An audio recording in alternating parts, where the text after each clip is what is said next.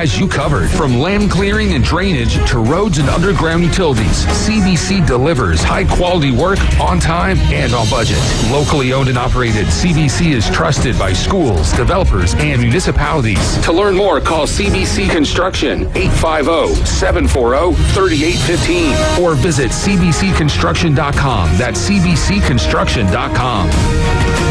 Keep the adventure going this holiday season in a new Kia from Bill Bird Kia. Bill Bird Kia now offering 0% APR for up to 48 months, plus a $500 APR bonus on the purchase of a new 2025 Kia Sorento during the big fall savings event going on now. You'll get the perfect balance of comfort, safety, and technology. It's the best family SUV with third-row seating space, providing extra comfort for the entire family. Bill Bird Kia, the home of the 20-year, 200,000-mile warranty. Stop by and see us at 2435 East 15th Street or anytime at BillBirdKiaPanamaCity.com. Offer from Kia Finance America for the purchase of a new 2025 Kia S and LX models. $20.83 per month per 1,000 financed in 48 months. Quality's limited. $500 APR bonus is applied as down payment and no cash value cannot be combined with other finance offers. Not available on balloon financing. The 20-year, 200,000-mile warranty is a Bill Bird Kia warranty. See dealer for complete details. Offer for well-qualified buyers must take delivery from dealer stock through 11/3/25.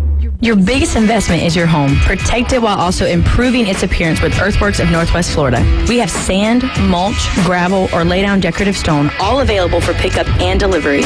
Discover your dream landscape with Earthworks of Northwest Florida. Imagine the moment you proudly pull up to your home that you've worked so hard for, enhanced by quality mulch, decorative stones, and more. Let's make it happen today. Request a quote online at earthworkspc.com or swing by the office at 2005 Industrial Drive. Love the land you live on. Right now, over 300 kids in Northwest Florida are waiting for a mentor like you. Just a few hours a month can change a child's life and yours. It doesn't take much to be the difference. Become a big brother or big sister today. Call 850-433-KIDS or visit bethebig.org to learn more. Mentoring changes lives. Will you be the one to step up? WVLQ Port St. Joe, WGSX, powered by Panama City Toyota. ESPN Northwest Florida. And now, the Gulf Coast's newest sports talk host. Hey, there's the new guy. Paul Wilson. That is not winning football. Paul is your pipeline to the heart of the action. The defense can only play this good for so long. Hot takes, big reactions, and your calls are incoming. This week, it's really going to be crucial. The Sports Blitz. They're playing championship football. The new Sports Blitz. You can say what you want. On 104.3 ESPN Northwest Florida.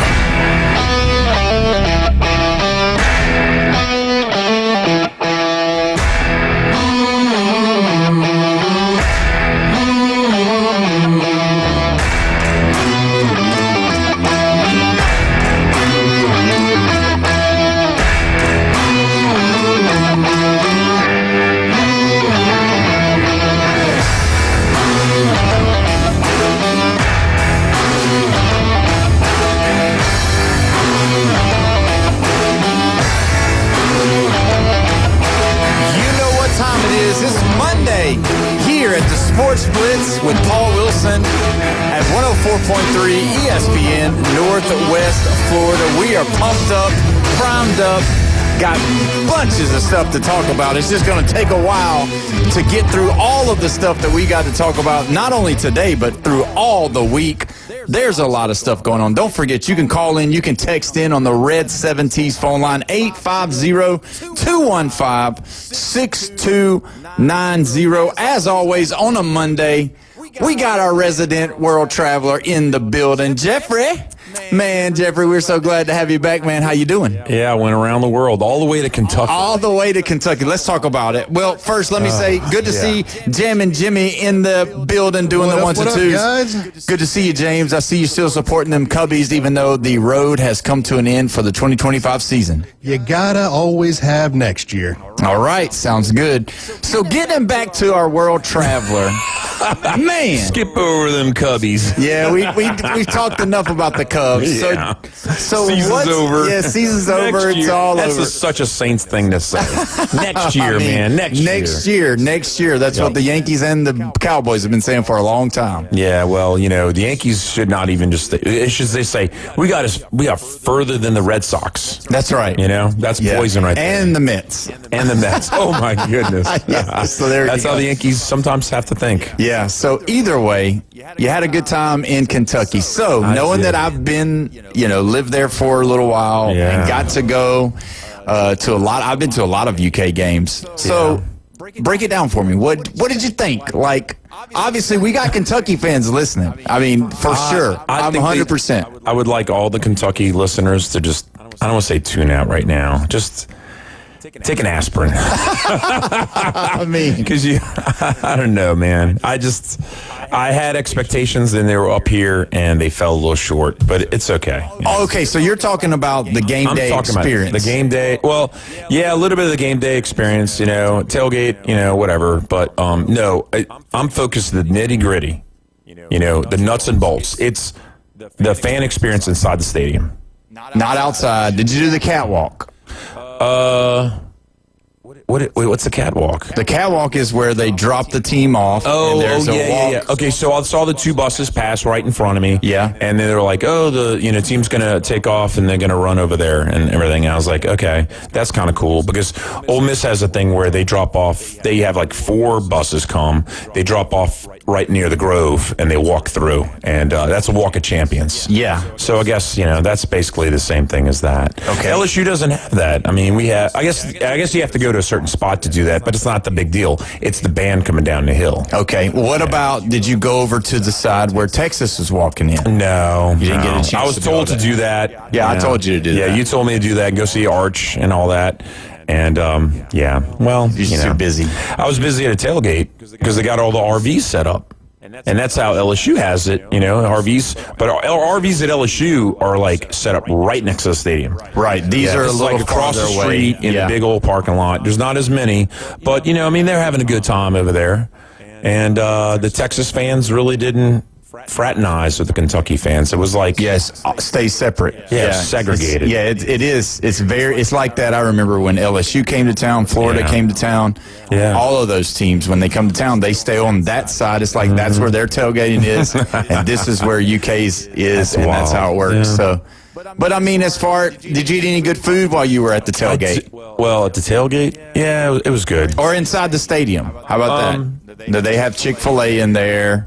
They've got a few other little things. Yeah, I missed out on a little bit of it all. Let me tell you what the Kentucky fans did to me around me, and it's all in good fun because I'm wearing a Kentucky shirt. Right. I might as well just be from Kentucky. Yeah. That's all they know. And I got up and I went to the bathroom. Mistake. And Texas scored their only touchdown. And it was what? I don't know, it was the end of the first quarter or beginning of the second quarter or something like that, right? Yeah. Because we were up 3-0. They scored the touchdown. And the fans around me said, don't go to the bathroom again. Right. And I didn't. And guess what Texas didn't do? They didn't score another touchdown. So the reason why Texas Longhorns did not score is because Jeffrey held his bladder the whole entire game, all the way into overtime. That's right. Yeah. I mean, I don't know, man. I don't know. Superstition. Stoops might need to call you. Yes. So. Well, he needs to call me for more reasons than that. Because his play selection was horrible. Yeah. Well, I was calling it. Girlfriend's sitting next to me, or standing next to me sometimes because I like to stand. Yeah. I like to yell. Do you hear my voice? Yeah, I can tell. I'm hoarse. Yeah. This is from 2 days ago. Yeah. And this is half as much as I yell at an LSU game. Right. But the problem was you can't get the people around you to yell. And is your son in the band? Not anymore. Dang. He was. Because that was probably one of the best things about the whole stadium experience was the band. Yeah. They're trying hard, man. They're blowing. not a big band. They're not loud on the horns, but they're energetic, and they're having a good time over there, Yeah. And that was probably the best fan experience of the whole stadium was, the band. They were getting into it a little bit, trying to get the fans into it, but the problem is the fans don't yell. They don't yell like me. Yeah. So you were yelling no matter what. So everybody's like, that I guy's go to a game and I'm for somebody, I'm going to yell. You know what? Everybody that was around you that didn't know you or didn't talk to you guys, they probably thought, man, that guy is the most craziest UK fan we've ever met. And little do they know. They don't even know. Little do they know. They don't even know. That your heart is all it is I just look good in blue. Oh, man. Here we go. But no, I mean, I don't like Texas also. That kind of adds a little fuel to the fire, too. Yeah, we missed you on Friday or Thursday because Brian. Lone Star Boyle House Lone was Star here in Boyle the House. Yeah, and he was pumped up about beating Kentucky. And which, if you remember, what did I tell you before you went? I said, that game is going to be a close one. Watch what I'm telling you. Well, and let's answer the question on this. Arch Manning, seeing him live, he's not very good, is he? No, he's not very good at all. But also, his own coach doesn't believe in him. No, they don't. And the play selection was... It was just to steer the ship to where they don't lose. Vanilla. And they almost lost. Yeah, to Kentucky. Yeah. And Kentucky's a bottom 2 SEC team this year. Yeah, for sure. On talent on the field. And Stoops, if he had better play selection twice in the game, it wouldn't even have been in overtime. You think they should have won? Oh, yeah, they should have won. Absolutely. The way that Texas kind of tippy-toed around, not even trying to put them away. Yeah. And Texas had bigger, stronger people on the field. And couldn't do it. And refused to win. Wow. It was awful. So we're not going to dive into it, but I've got to make a response to the comment that's been made. We're not going to dive into it yet, all right? But Chris Multicante has spoken. Okay, and he said, I come to you today humbly. That's all he wrote. Chris, we understand, my friend. You know what? We understand. I want to dive into Miami, Louisville, too, because I watched it. Yes. While I was in Lexington. Right. And, there's Louisville fans around, and everything. We're going to definitely talk about it today for sure. We do have someone on the Red 7 T's phone line. Edward, are you with me, my friend? Hello? Yes. Edward, are you there? Yeah, hey, what's going on, y'all? Hey, buddy. How are you doing this week? Dude, I am doing all right. I'm having a weird kind of Monday, but can we talk some sports for a few minutes? Yes, sir. I hope. That's why you called. Oh, yeah. Well, first off, I want to apologize to the city of Milwaukee for what Ohtani did. And then I know California got rid of the death penalty, or they put a hold on it, but what the Dodgers did in Game 4 was an execution. You're right. It was probably one of the most entertaining baseball one-man shows I've watched in forever. Yeah, he single-handedly won the baseball game. Never seen that happen before. 3 home runs, 10 strikeouts. Never seen anything like that before. And only 3 at-bats. Yes, right? Yeah. I truly think he could have at least pointed his finger almost to the Babe Ruth and called his shot. I truly think he could have pulled that off. Yeah, I mean, obviously, the reasoning behind them pitching to him in the first place was the fact that he has been atrocious in the playoffs. But the one game, he single-handedly defeated the Brewers by himself. But let's be real. Even though I am a Dodgers fan and we're doing great, you can do great in the playoffs, but you got to win it all. Yeah, and I mean, at this point, outside of the Blue Jays being able to score with them, I don't know how they're going to lose unless they all get hurt in a wreck or something. Let's not hope for that. But besides the Dodgers doing all that, that's great. And I don't know who y'all are picking for Game 7. Who are y'all picking real quick? Because I have a real question. Oh, because the Mariners are in Game 7 now. Yeah. Mariners and the Blue Jays. I picked the Blue Jays to play the Dodgers in the World Series. That was my pick from the beginning. So I'm going to stick with the Blue Jays. The number is 6. Whoever team scores 6 runs will win this game because that's been the number. 6 runs has won every game. So I'm picking the Blue Jays, but I'm pulling for the Mariners. Okay. All right. Well, I'm glad we settled that. But all right. So today, I'm sorry. I'm having a real bad day. I'm having a Monday, man. Today, my main question is for the day is, I've noticed a lot of coaches are getting axed in college and in pro football right now. Who's up to bat? Who do you think is going to get the next one, and why? Who's getting the axe? Yeah, who's getting fired? Who's getting fired in college or in NFL? I know they fired the guy from Florida yesterday, right? Right. Napier's gone. Miami Dolphins are next week after the game. The Miami Dolphins will fire McDaniel. Yep, Mike You think McDaniel's so? gone. Yeah.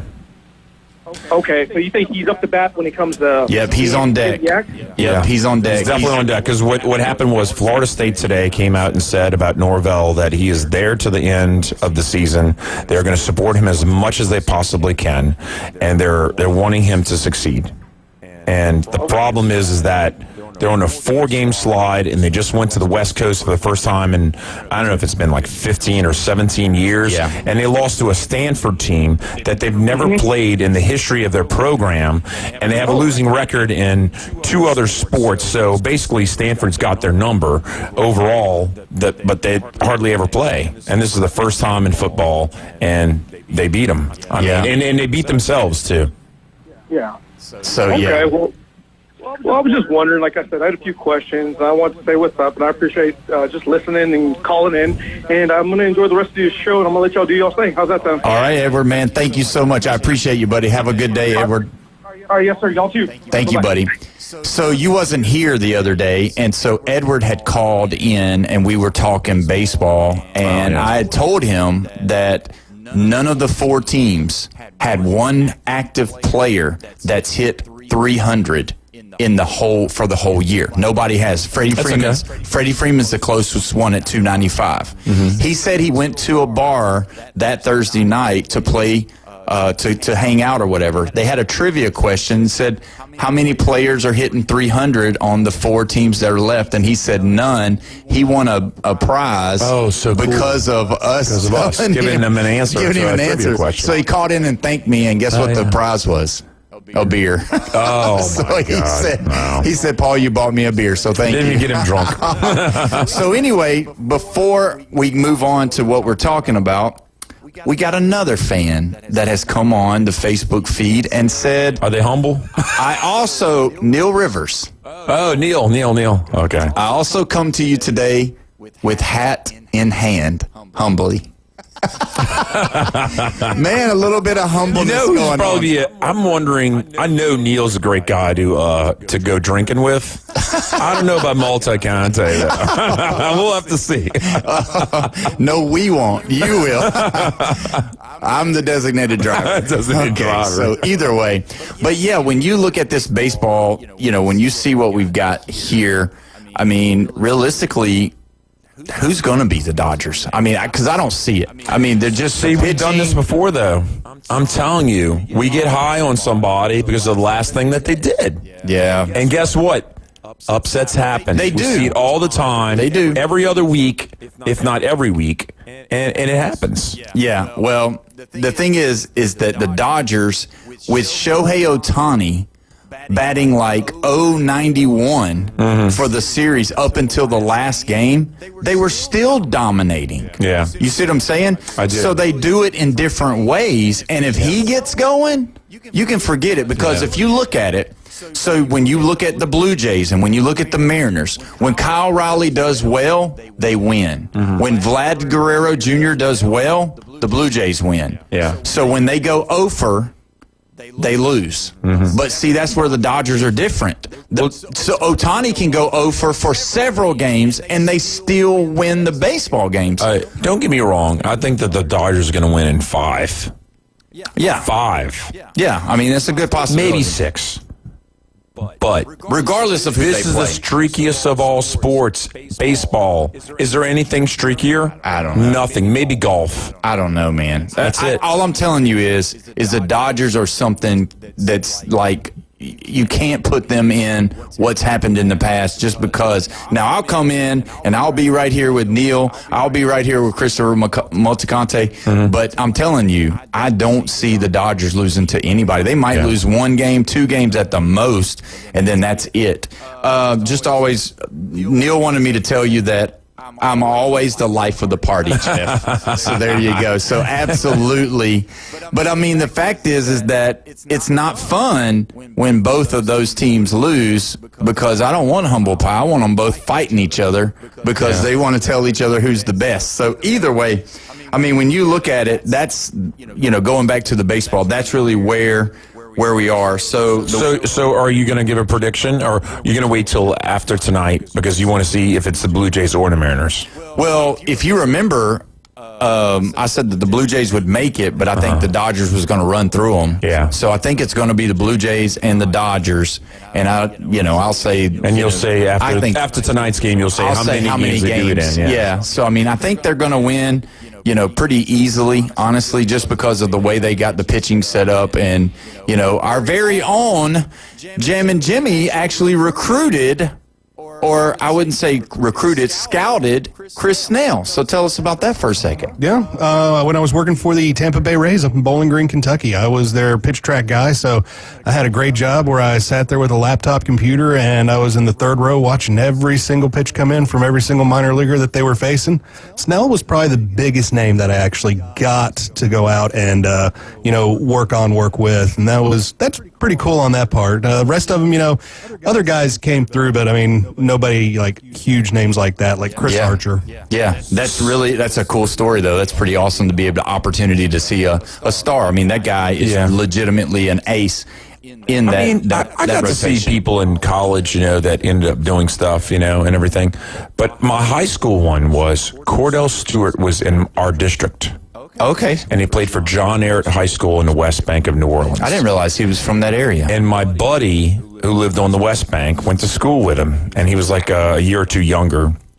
And he said, man, you got to see this quarterback. You got to see this quarterback. Because he was Slash, Yeah. But he was a quarterback in high school and in Colorado. Yeah. Colorado is where he ended up going.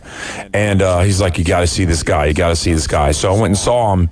And I believe they beat our team like 55-7 or 55-0 or something like that. And he was entertaining, that's for sure. Yeah, it's amazing that he went to Colorado, though, being from Louisiana. There was actually a pipeline to Nebraska at the time from the West Bank. And I hate to sound racial, but here we go. Black quarterbacks to LSU was not a big thing back in the days. Mm-hmm. And we're talking about early 80s, all the way through the 80s, really, in the 70s.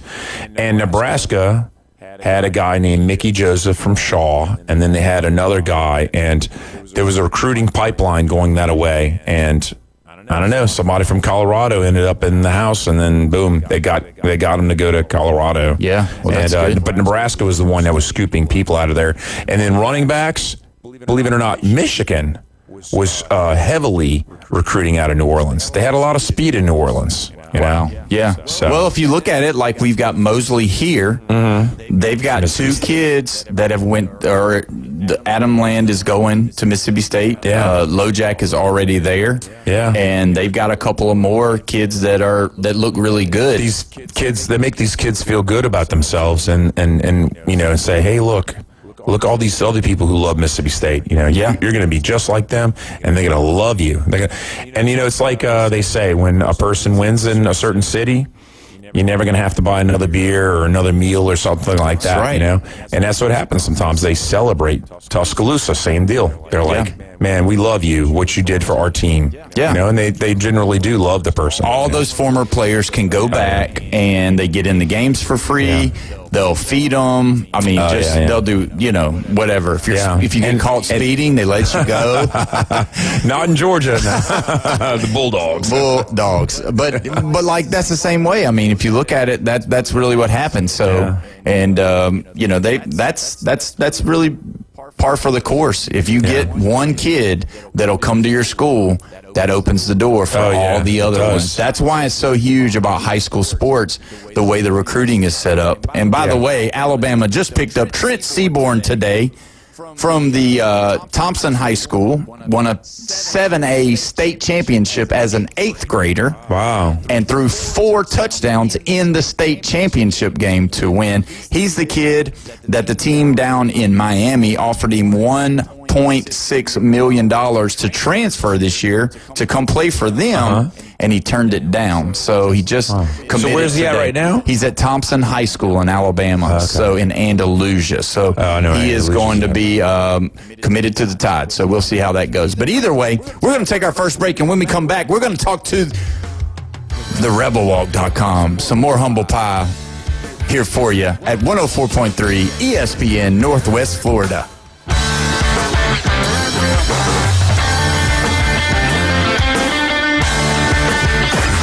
Call in now. This is Touchstone Service. The Red 70s studio line is open. Demonstrate how to make a call with your dial telephone. 850-215-6290. ESPN Northwest Florida. Here's what's happening. Here we go. The Sports Blitz with Paul Wilson will be awarding the Sports Blitz High School Player of the Week. This will go to the outstanding high school football player for each week. The player will receive a gift card from a local restaurant and an ESPN Northwest Florida t-shirt. Coaches, students, parents, and fans, comment on our Facebook page or call in at 850-215-6290 to nominate. Good afternoon. This is Joanna with your latest forecast on ESPN Northwest Florida. The remainder of the day, sunny and a temperature of 77 with wind 5 to 10 miles per hour out of the northeast. Clear skies tonight, very little wind and cool near 60. Sunny and 78 tomorrow. 78 and sunshine with a gentle breeze Wednesday. Thursday, sunshine and a temperature the same at 78. Sunny Friday with a high around 80. This is your Monday's weather sponsored by Mid-South Lumber, the best little lumber yard in Panama City. Thank you for tuning into ESPN Northwest Florida. Rely on it. For exciting college football, the best boiled seafood, and the most game day fun, it's Lone Star Boil House. Watch the games on their huge Jumbotron. Challenge your friends to beer pong, cornhole, and oversized Connect 4 in their new adult lounge. Lone Star Boil House is where the locals go for incredible wings, the best boiled seafood, and a new breakfast menu. Saturday and Sunday starting at 9. Crush the follow on Facebook to catch huge game day specials. Lone Star Boil House, 320 West 5th Street, downtown Panama City. PCB Hobby, the beach's premier hobby store for sports cards, comics, coins, and trading card games. PCB Hobby carries the largest selection of boxes and packs from the latest releases of brands like Topps, Panini, Leaf, and more. Looking for a specific player or team? PCB Hobby has a wide assortment of raw and graded cards. They carry parallel rookie, game used, and autographed cards in both modern and vintage. Have a collection you want to sell? We buy, sell, and trade. PCB Hobby on Back Beach Road, just east of Florida Linen. Call 850-320-8388. The Rich Eisen Show. The Tua Tagovailoa soundbite on Wednesday, well said. With the exception of how the media is construing things, there is nothing else to construe other than the fact that there's something going on behind the scenes that involves leadership. Like that, 100%, when your head coach is on the hot seat and you say stuff like that, you are going to add more fuel to the fire. The Rich Eisen Show. Rich Eisen weekdays starting at 11, now on ESPN Northwest Florida. You found us inside the CBC Construction Studios. Some people say our opinions are toxic. We say they're just a little terminal. The Sports Blitz. This malpractice committee has received a few complaints against you. On 104.3 ESPN Northwest Florida. Welcome back. You're listening to the Sports Blitz with Paul Wilson here at 104.3 ESPN Northwest Florida. Don't forget, you can call in, you can text in at 850-215-6290. Don't forget tonight, Monday Night Football, kickoffs at 6 p.m. You've got Tampa at Detroit right here on 104.3 ESPN Northwest Florida. We are pumped up. We're excited. We've got Steve Barnes on the line from rebelwalk.com. Steve, how you doing, my friend? Oh, pretty good. Just making some little bullet points. I do that barnstorming column every week, and it's kind of like notes from around the country. Came up with an idea, guys. Let me get your opinion on it. All right. Bowl tag-ins this year, SEC, Liberty Bowl play a Big 12 team. Duke's Mayo will play ACC. The ReliaQuest will play either a Big Ten or ACC. The Tax Act, they'll play Big 12. And the Gator ACC and Music City Big Ten. With so many teams in the conference now, what would y'all think about a SEC tie-in against an SEC team? Oh, no. Would you like No. We don't want to I'd replay. like to see Missouri, Texas. I'd like to see Vanderbilt, Ole Miss. I'd like to see Tennessee, LSU. Well, let's see. If LSU and Texas both go 8-4, no, not even. Because you know what? You have to save it for next year. Because LSU's not played Texas since 2019 in the season opener. Yep. And in this creates like a drama and a storyline for next year's matchup when LSU finally gets to play Texas. Because they've been in this conference for 2 years, and they talk a lot of smack, and they should have got beat by Kentucky. By Kentucky. I mean, that's awful. Steve, you don't know this, but when you want to get his gizzard, so to speak, as a Southern term, you talk about Texas, and he will let you have it. And you know what's the misery? Is if Ohio State repeats. Oh, my God. I might as well just call it sick. I'd rather have the Russian army win than Ohio State. I agree. We so agree with you on that. And, man, but yeah, you're right. I don't know, Steve, as far as the SEC versus SEC. I'm kind of with Jeff on that. I don't know. As much as I would like to see it, we're going to see that one then. You know what we should do? We should send, like, the team that ends up 6-6 goes to the New Orleans Bowl and plays the Sun Belt winner. I mean, because that's about where a 6-6 team is going to be against the Sun Belt sometimes. Now, this year, James Madison's not too shabby, and Old Dominion has not that bad. And Old Dominion has its moments. Though Troy's like 3-4. They beat South Alabama barely. I mean, but they had Clemson down. Of course, that's not really saying that much right now. But well, it was 16-0, right? Yeah, and then they just blew it. It was awful. Well, Steve, let's get into this. We've got to talk to you about this Ole Miss Georgia game. 43-35, Georgia. And we talked about it last Thursday about it. And, you know, the things that kind of stuck out to me is that it was a battle between the quarterbacks. And to me, Gunnar Stockton, I mean, he played really well. His stats, 5. He played the fourth quarter compared to Ole Miss. Yeah, the 5 drops. The 5 incomplete passes was all he had. 26 for 31. He was just really efficient. And, he honestly, that to me was the game. Well, first, on my Christmas list, you're getting a calendar. We talked on Wednesday. It came down to the fourth quarter. Because think about this. How many times have you seen the team score touchdowns on its first 5 drives, not give up a sack, not give up a tackle for loss, and lose? Not often. But in the fourth quarter, not only were there 3 possessions for Ole Miss or 3 and outs, time of possession, 19 seconds, 56 seconds, 32 seconds. I once covered a game at Georgia Southern. Troy beat them 21-0. Only time ever Georgia Southern has ever been shut out at home. That just doesn't happen. Troy just went there and dominated. They kept the ball for 43 and a half minutes. Wow. And after the game, Tim Stowers was coach at Georgia Southern. He said, well, guys, it's really hard to score if you don't have the ball. Mm-hmm. And in the fourth quarter, Ole Miss just didn't have the ball. And, credit to Mike Bobo for that. Yeah, he Never really thought did. I'd say that. I know, exactly. I didn't either, but they had, Ole Miss had 60 plays, Georgia had 80 plays. Wow. And that's the difference. And that's really the difference the fourth quarter. Well, the Georgia defense. Yeah, they played in the fourth quarter. In the fourth quarter. Yeah. Yeah, because, at the beginning, they couldn't stop them either. It was just a go for what you know. And that's a different Georgia team than we've ever seen. If it was all about the Georgia defense, they would have lost because they needed that offense to hang in. Had to. Yeah, they had to hang in there. And we saw the same thing against Tennessee. This was the same type of game. This was this back and forth. Mm-hmm. Who's going to get the ball the last possession? And that's really what happened. I mean, because Chambliss, he was 19 of 36, 263 with a touchdown, rushed for 42 yards, 2 touchdown runs. He played good enough to win. It had to be the Ole Miss defense that let him down in the fourth quarter. What was the biggest Ole Miss lead? Like 8 or 9 points, something like that? You had 9 going into the fourth quarter. Yep. Yeah. Man, I got scored 17-0. Yeah, and that's where you can't. It just it was like a clamp, and then the offense was scoring, moving the ball, converting third downs. So I said it last week, either on Thursday or Friday's telecast, and I said, "You're getting a calendar too, then." I said, if Ole Miss wins this, they're in the SEC championship. Yeah, because Georgia takes that second loss in conference, and Tennessee's already, kind of on the outside a little bit.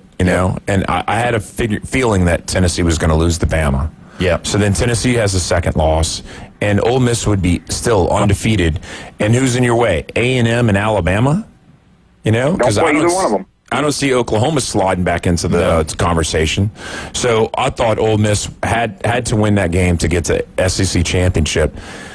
I mean, if they win this week at Oklahoma, which I don't think is going to be that easy. I think Mateer's getting healthier. Yeah. And that defense, I think that defense is pretty good.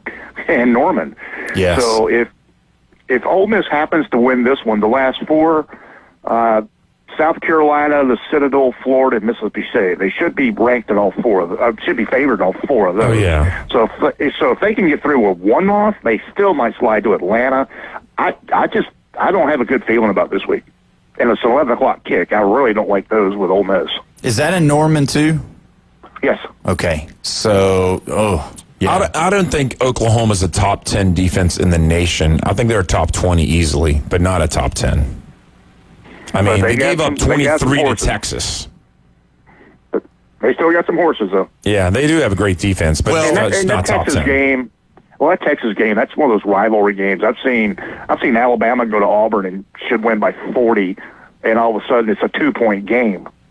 So what did Auburn score in Oklahoma? 17 or 24? I think it was 17. Yeah, that's not very good. A&M held them to 10. Yeah. That's going to be that's the kicker, though. When you look at what Mateer did, though, in the Texas game, he put the defense out on the field a lot more. So you really can't, unless your quarterback's going to play horrendous like he did, you can't really blame it on the defense. They rushed him back into action too soon after surgery. Oh, yeah. They should have waited. Yeah. Yeah, that's definite on that. When you look at this Ole Miss team, I mean, I think they're still in a good spot with the record, with the people that they have left on the schedule. I don't see Oklahoma being a problem. I just don't. I think Trinidad's going to be able to do the stuff that he does.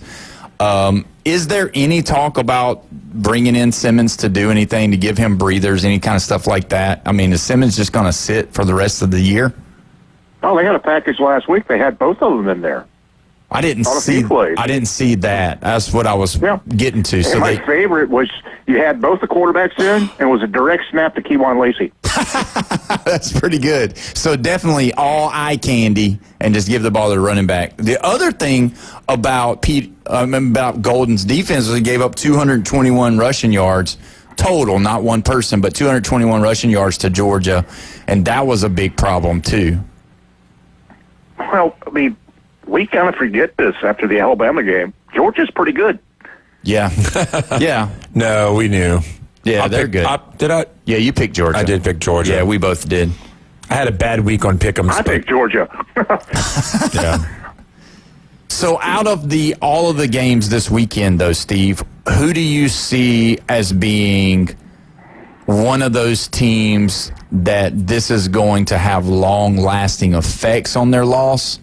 And who's the team that you would say is going to bounce back, and this will just be one of the losses on their schedule, no problem. They'll be moving on, and they'll still do a lot of damage on their schedule. Well, you'll still hear from Ole Miss because the schedule at the back end, it's just not that tough. But Kiffin's got to do something he's not done in a while. Is he's got to win the games he should win. Last year he lost 2 of them. this year, I mean, you can't drop it to South Carolina, Lenora Ellis.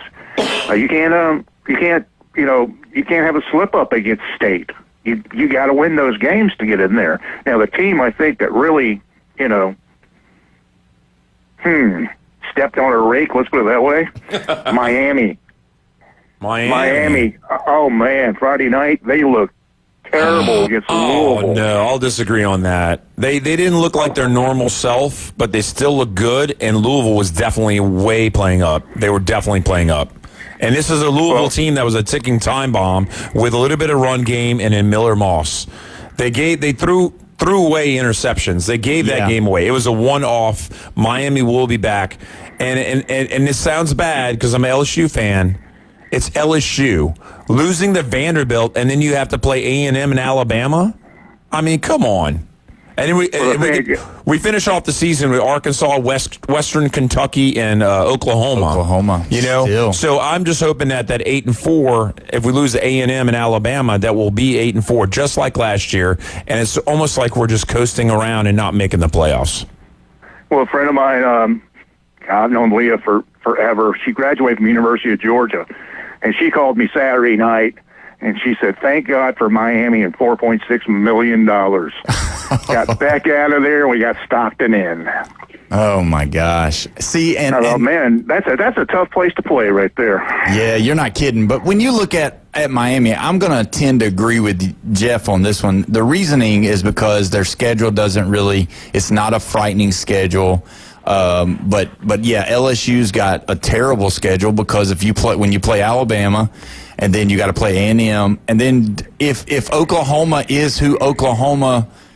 We thought at the beginning of the season, if Mateer gets healthy and comes back to Heisman form, that's going to be another one that because LSU is having trouble.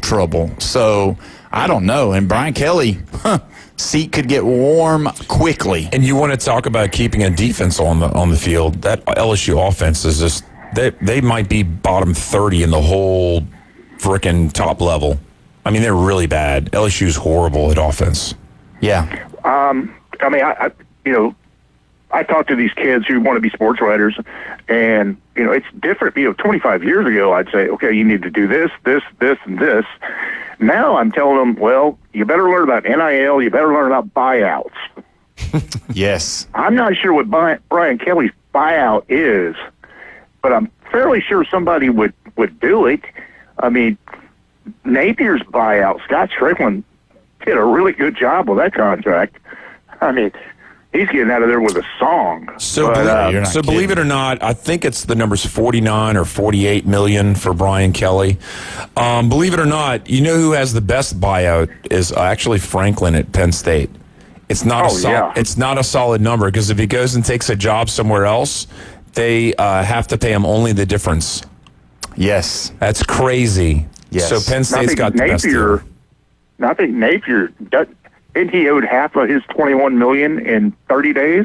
That's going to be a nice Thanksgiving in the Napier household. Yeah, they won't have to worry about any of the turkey or fixings on the table struggling because they can buy whatever they want. They can have whatever they want because that money's coming in. I think Auburn is looking at a little number for Mr. Freeze, too.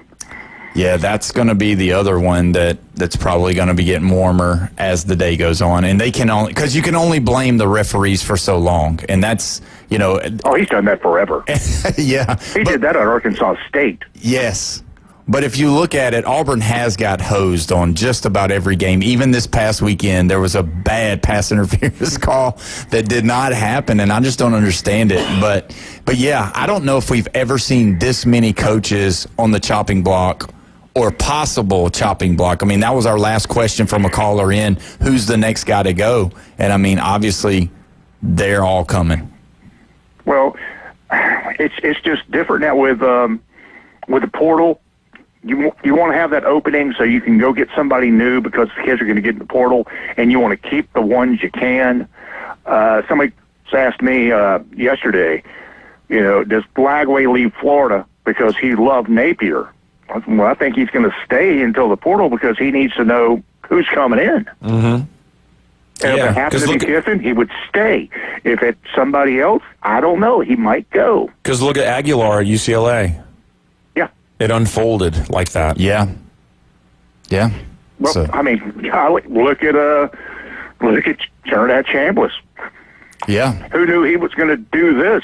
Would Austin Simmons have stayed if he's like, well, I'm going to have to sit the bench this year too? I had to sit behind Jackson Dart. Now I got to sit behind this guy. But I think he's bought into the Kiffin and the Weiss offense where he wants to stay. And somebody else from Florida said, well, we're going to get Kiffin. He's going to bring Simmons with him. I wouldn't count on that. I mean, it's going to be I think the big difference between Ole Miss and Florida right now is they both have boosters writing big checks. The guys at Ole Miss, they write the check and say, there you go, coach, go do it. At Florida, they write the big check and say, here's how you're going to do it. Yeah, that's interesting. Well, we have to go to our next break. Steve, as always, thank you so much for your insight. And, man. Oh, by the way, nice shirts. Where's my swag, man? Oh, yeah, that's what I'm talking about. We'll have to get you one in the mail. How about that? I'm a 2XL, brother. Sounds good. All right, Steve. Thank you so much, my friend. Have a good week. I'll see you next week. Yes, sir. And when we come back, we are going to dive into a little bit more of this college football carousel that's going on. You're listening to the Sports Blitz with Paul Wilson at 104.3 ESPN, Northwest Florida.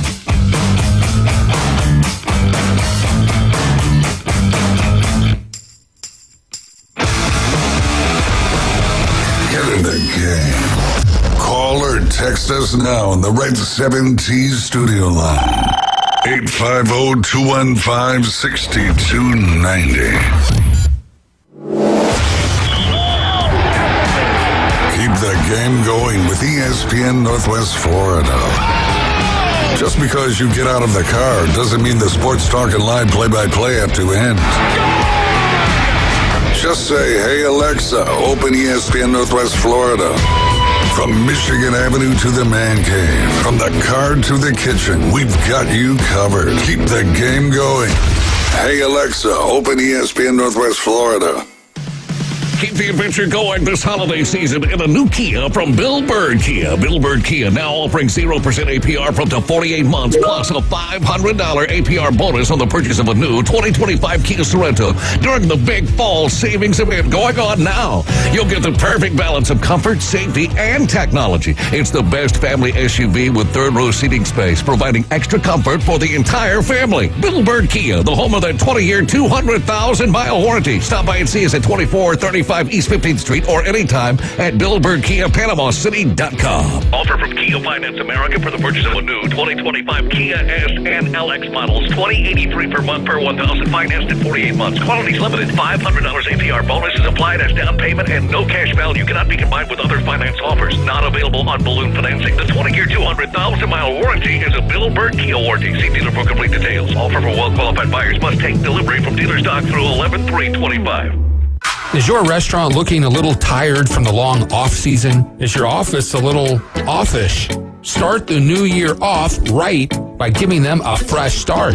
Fresh Start Cleaning is now accepting new clients. Ask about their complimentary hood cleaning services. Fresh Start Cleaning. Get clean again with Fresh Start. Call 850-771-6917, 771-6917, and ask about their complimentary hood cleaning services.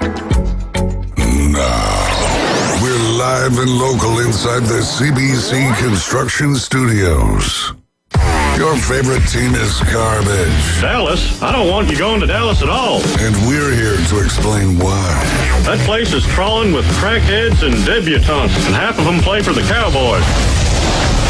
It's time to take out the trash on the Sports Blitz on 104.3 ESPN Northwest Florida.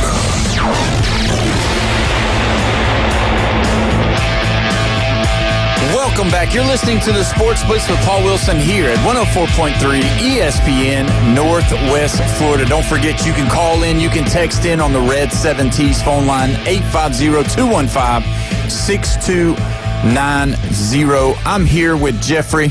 We're talking college football. Jeffrey, we got to talk about the AP poll that just came out today. Ohio State still holding that number one spot with Indiana getting 6 votes this week. 6 votes as the number one team. A&M, Alabama, and Georgia being your top 5. Now, let me ask you this.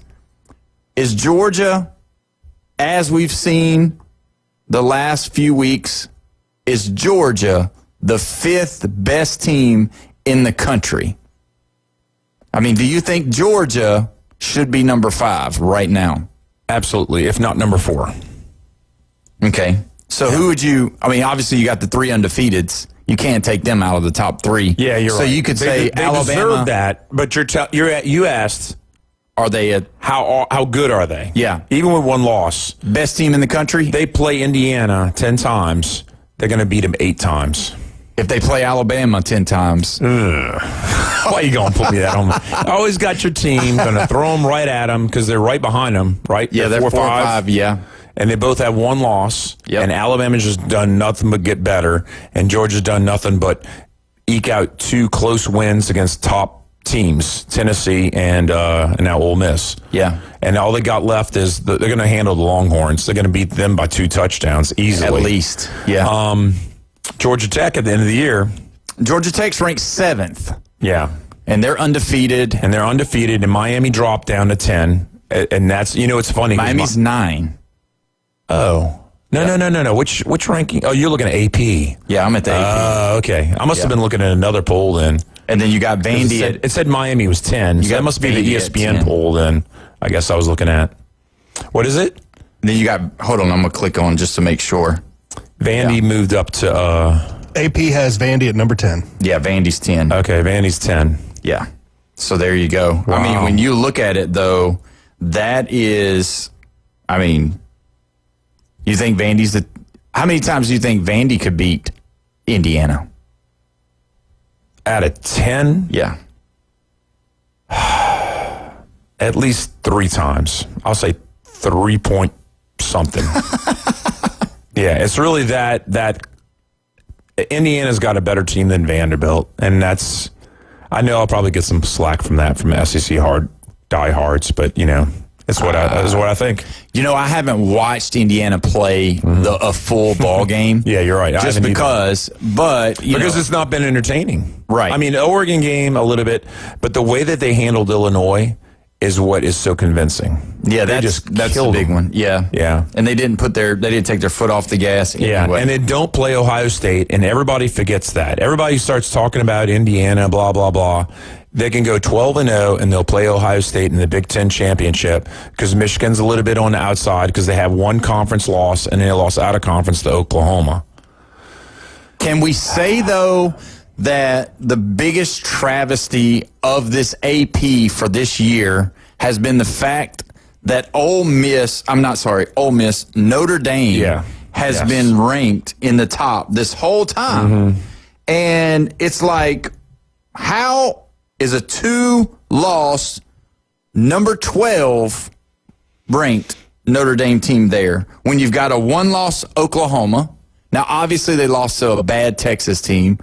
But the fact is that if you look at it, I mean, the way they rank people, Notre Dame was on the trajectory regardless.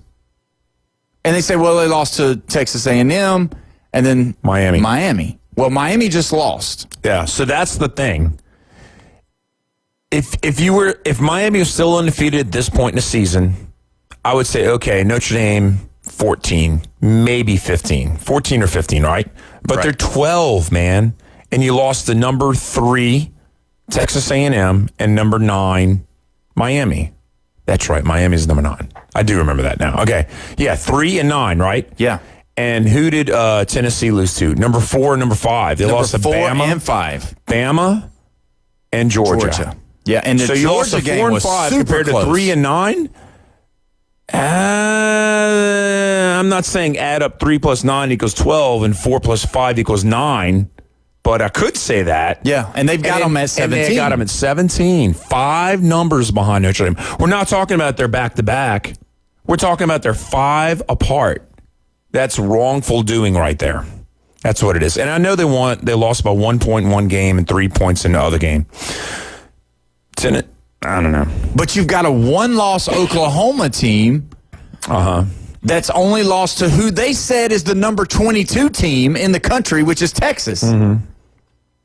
So why would you, it just doesn't make a lot of sense, and I don't know why these guys do it. But realistically, I think they're trying to get him in. That's how the voters are doing. At least up north they are.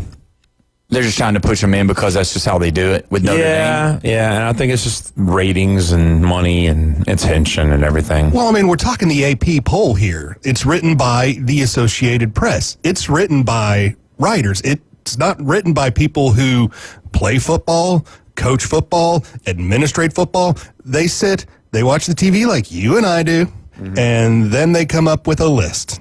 And a lot of them went to Notre Dame because it's a college that does a lot of journalism. Yeah. And if you look at schools that are better, usually not journalism schools that are usually behind those schools. So, I mean, you're voting for your alma mater, basically, is what's happening, I think, with most of these things. Yeah, when I think journalism, I think, Michigan, Texas, Georgia, and then there's some out west. And then, of course, all up the East Coast, the real smart, Ivy League schools.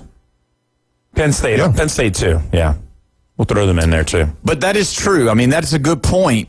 But you also have to look at the committee. They come in, and for whatever reason, the time's passed. Now, this committee could be different this year. They do have different people that come in and come out and all of that. But they've been really, really close with the AP, maybe 1 or 2 or 3 little differences of opinion when they come in. Because when they come in, the AP, they just kind of all but go away because nobody talks about it anymore. Because the coaches poll and the AP, they'll talk about the coaches poll because they believe that the coaches poll is the coaches and they don't hold grudges or, you know what I mean, they don't say stuff about this or that. But if you listen to the coaches talk, and this is the truth, and I know, man, we get it all the time. We live in the South, and everybody says ESPN is the SEC network, really, but they're not. If you watch the games and if you understand football just a little bit, you can tell that these teams from top to bottom are better. Yeah. And this year, more than ever. Again, as I've said in times past, when you're talking about Vanderbilt, when you're talking about Missouri, when you're talking about Mississippi State, when you're talking about those type of teams probably will be 1, 2, or 3 in just about all of those categories in the other conferences. Now, if you put Ohio State in the SEC, I think they're like everybody else. They're going to be like Alabama, Georgia, and Tennessee. Yeah. Tennessee. And they drubbed Tennessee last year because of his timing. Right. They just met them at the right time, and they had a good, you know what I mean? That's just how it works. And you can't talk to an Ohio State fan at this point because, they don't believe you because they think that their way is the right way. But I'm just saying, when you look at how it's all set up and the SEC, as well as I do, there's times where the best teams in college football, after they make it, come out with the first poll from the College Football Playoff Committee, you're like, well, yeah, I mean, Alabama, Georgia, and A&M could beat anybody 6 times out of 10 if they played. Yeah. And that's how you would go by who would be ranked in the top. And, I mean, that's just the way it is. Yeah, Texas A&M only beat Notre Dame by 1, but Texas A&M has gotten better as well. And I'm sure Notre Dame has gotten better too. But was it a shock for Notre Dame to beat USC to you, or did you think it was going to go about how it went? Because they beat them by like 10. Yeah. So, I mean, I think that's how it was going to go down. Yeah, but I mean, when you look at it, that's how it works. But, and that's the thing. If you want to know how I feel about the way they do the SEC, yeah, I get it. And here we are, Neil Rivers. He said, but you work for ESPN SEC, so I get why you feel that way. So SEC. No. That's what they all think. Yes. No. Yeah. You know what? I mean, we have a lot of Seminole fans around here. We're not ACC. We do dominate when we talk about SEC. I mean, but I try and be unprejudiced and try and be unbiased as much as I possibly can. And if LSU's the 7th or 8th best SEC team, who are you going to match up in the Big Ten with the 7th or 8th from the Big Ten? Is it Washington? You know, is it a Penn State? Could they drop down that far? Right. Could it be Illinois? It's definitely not Wisconsin because they just fell off the face of the earth. But when you think about the Big Ten, at this moment, you've just replaced Michigan with Indiana because Michigan's not that good this year. They're not. Well, actually, you replaced Penn State, who's the second best team. Normally. Last year. Yeah. You know, yeah. with the Indiana. And in Michigan, who's kind of fell off, they went 8-4 last year. Got lucky on Alabama in a bowl game, but we always talked about Ohio State, Michigan, Penn State. That's the 1, 2, 3. Yeah, and then when you added the West Coast, then you got your Oregon, and now USC's a little bit in the mix. Washington's not too shabby, and Indiana. And, of course, Indiana's come way up and all that. But you've got Penn State that's dropped out as far as the top group. Yeah, and then you got Michigan who's dropped out, and it's kind of middle of the pack, maybe at the bottom of the top group. Michigan might be a 5th or 4th best team in the Big Ten. That's what I'm saying. So they're right under 4th, 5th, probably 5th. So Penn State could be the 7th. Can LSU be Penn State? Sure. Yeah. Right. Especially right now. Yeah, they're not sure looking now. good. Yeah, no. I lost the Northwestern by 1. Yeah, no. So that's not it, and we can't. We'll talk about the ACC about that, but it's not even close either. But anyway, when we get back, we're going to talk about this coaching carousel. Who's going to leave? Who's going to stay? And what we think. You're listening to the Sports Blitz at 104.3 ESPN Northwest Florida.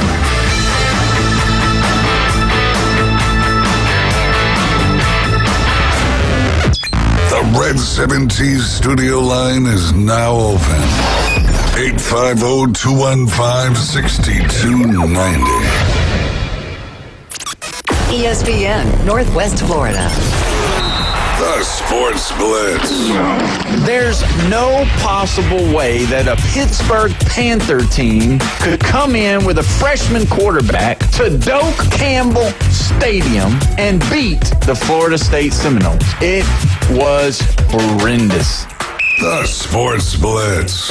Live and local, weekdays, 4 to 6. ESPN Northwest Florida. Good afternoon. This is Joanna with your latest forecast on ESPN Northwest Florida. The remainder of the day, sunny and a temperature of 77 with wind 5 to 10 miles per hour out of the northeast. Clear skies tonight, very little wind, a cool near 60. Sunny and 78 tomorrow. 78 and sunshine with a gentle breeze Wednesday. Thursday, sunshine and a temperature the same at 78. Sunny Friday with a high around 80. This is your Monday's weather sponsored by Mid-South Lumber, the best little lumber yard in Panama City. Thank you for tuning into ESPN Northwest Florida. Rely on it. Golf is a game that should be fun, but to have the most fun, you need to play your best. That's where the experts at Golf Plus come in. Their friendly staff will guide you through the buying process, answer all your questions, and can help with any repairs you need along the way. Golf Plus is your custom fitting, club repair, and golf retail shop. Golf Plus staff is non-commissioned and will work with you to find the best product for your game, just like they've been doing since 1988. Golf Plus in Panama City Beach. Fitting, repair, retail. That's Golf Plus. WGSX Lynn Haven, WVLQ Port St. Joe. Powered by Panama City Toyota, ESPN Northwest Florida. We're proud to bring you the most popular cars in the world, like the stylish Camry and the sporty Corolla. Get award-winning style and 1.99% APR on a new Camry. Named the best new model by Kelley Blue Book. Plus, you get 90 days until you make your first payment. Curb appeal comes standard on the new Corolla. Designed to wow from the inside out. Get 3.49% APR plus 90 days until your first payment. Panama City Toyota, your Camry and Corolla headquarters. Offers end November 3rd. Visit PanamaCityToyota.com for details. The Rich Eisen Show. The Tua Tagovailoa soundbite on Wednesday, well said. With the exception of how the media is construing things, there was nothing else to construe other than the fact that there's something going on behind the scenes that involves leadership. Like that, 100%, when your head coach is on the hot seat and you say stuff like that, you are going to add more fuel to the fire. The Rich Eisen Show. Rich Eisen weekdays starting at 11, now on ESPN Northwest Florida. Broadcasting from the CBC Construction Studios. And now the Gulf Coast's newest sports talk host, Paul Wilson. Fresh new start. Locally sourced, farm to radio. The Sports Blitz. We're starting fresh. 104.3 ESPN Northwest Florida.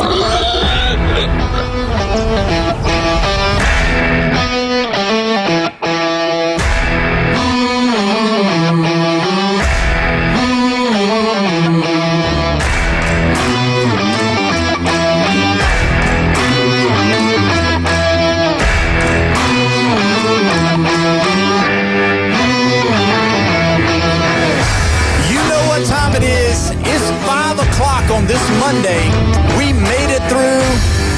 As Madonna used to say, it's just another Manic Monday, but not for only fans, some fans. Either way, we're glad you joined us. We're pumped up and primed up and ready to talk about this. You're listening to this Sports Blitz, and Jeffrey is back in the building. We're glad to have Jeff back with us. Jimmy is running the ones and the twos. Don't forget, you can call in on 850-215-6290. We do have a caller coming in right now. We've got Neil on the phone. How you doing today, Neil? Man, I'm hanging in there, Jeff. It's just it's a little rough today. Just kind of getting over the weekend, the disappointment, and you know how it goes. I don't, but Jeffrey does. But Suzanne Hoffa, or I can't remember what her last name was, of the Bengals said it's just another Manic Monday. It was not Madonna. It wasn't Madonna. But it's okay. Yes, it's close. I thought it was Madonna, but I'll take your word for it. Me too. I thought she said like a virgin. Well, we're not going to talk about that. Great show so far. I'm really enjoying it. I just want to sound off a little about Norvell and the situation, if that's okay. Yes, I want to know what you think. I mean, it's time for a change. I've been obsessing over this for 2 days. I don't know if you guys know this, but I'm a pretty passionate fan, and I spend way too much time thinking and obsessing over football, but it's the right place to talk about it, right? Yes, sir. We're here to listen. So me and my friends, my fellow Noel fans, been chasing back and forth, making lists of our head coaching wishes, and then we get the news today that looks like he's sticking around to the end of the season. And I mean, I understand some of the logic behind it, but I'm tired of hearing that Florida State University can't afford to get rid of him. I don't agree with that. I think it's completely untrue. I mean, if you look at the facts, the battle's end our NIL collective, number 7 in the nation. We are top 20 in revenue. And there's certain fans that are not going to accept this failure, and we're going to stop going to the game. We're going to stop supporting the team. And the losses that's going to pile up and the damage that's going to be done to the program is going to outweigh that buyout. This is my opinion. Now, Norvell may turn around and go undefeated the rest of the year and blow out Florida, and donkeys might fly out of my butt. Both of them things might happen. I don't know. But at this point, I got a list. I'm ready for it. We need some change. If he sticks around to the end of the year, I think it's going to hurt because it's going to hurt recruiting. It's going to hurt the transfer portal. But enough is enough. I think you need amnesia. I think you need to forget about 2-10 last year. I think you need to forget that you just lost 4 games in a row and lost to Stanford. I think you got a bye week this week, and the best medicine that can come after a bye week is a home game against Wake Forest where you can buy a ticket for $9. I do not make this stuff up. Go to ESPN.com, look up the Florida State schedule, and you can buy a ticket for $9. Where can you get that kind of ACC entertainment for $9? And then after you beat Wake Forest at home, you travel to Clemson, who's limping around. They lost to SMU. They're not doing very well. And then you get to play Virginia Tech, who's already fired their coach. So realistically, you could win 3 in a row. Am I right? I think we lost him. We'll wait for Neil to give us a call back. Call us back, Neil.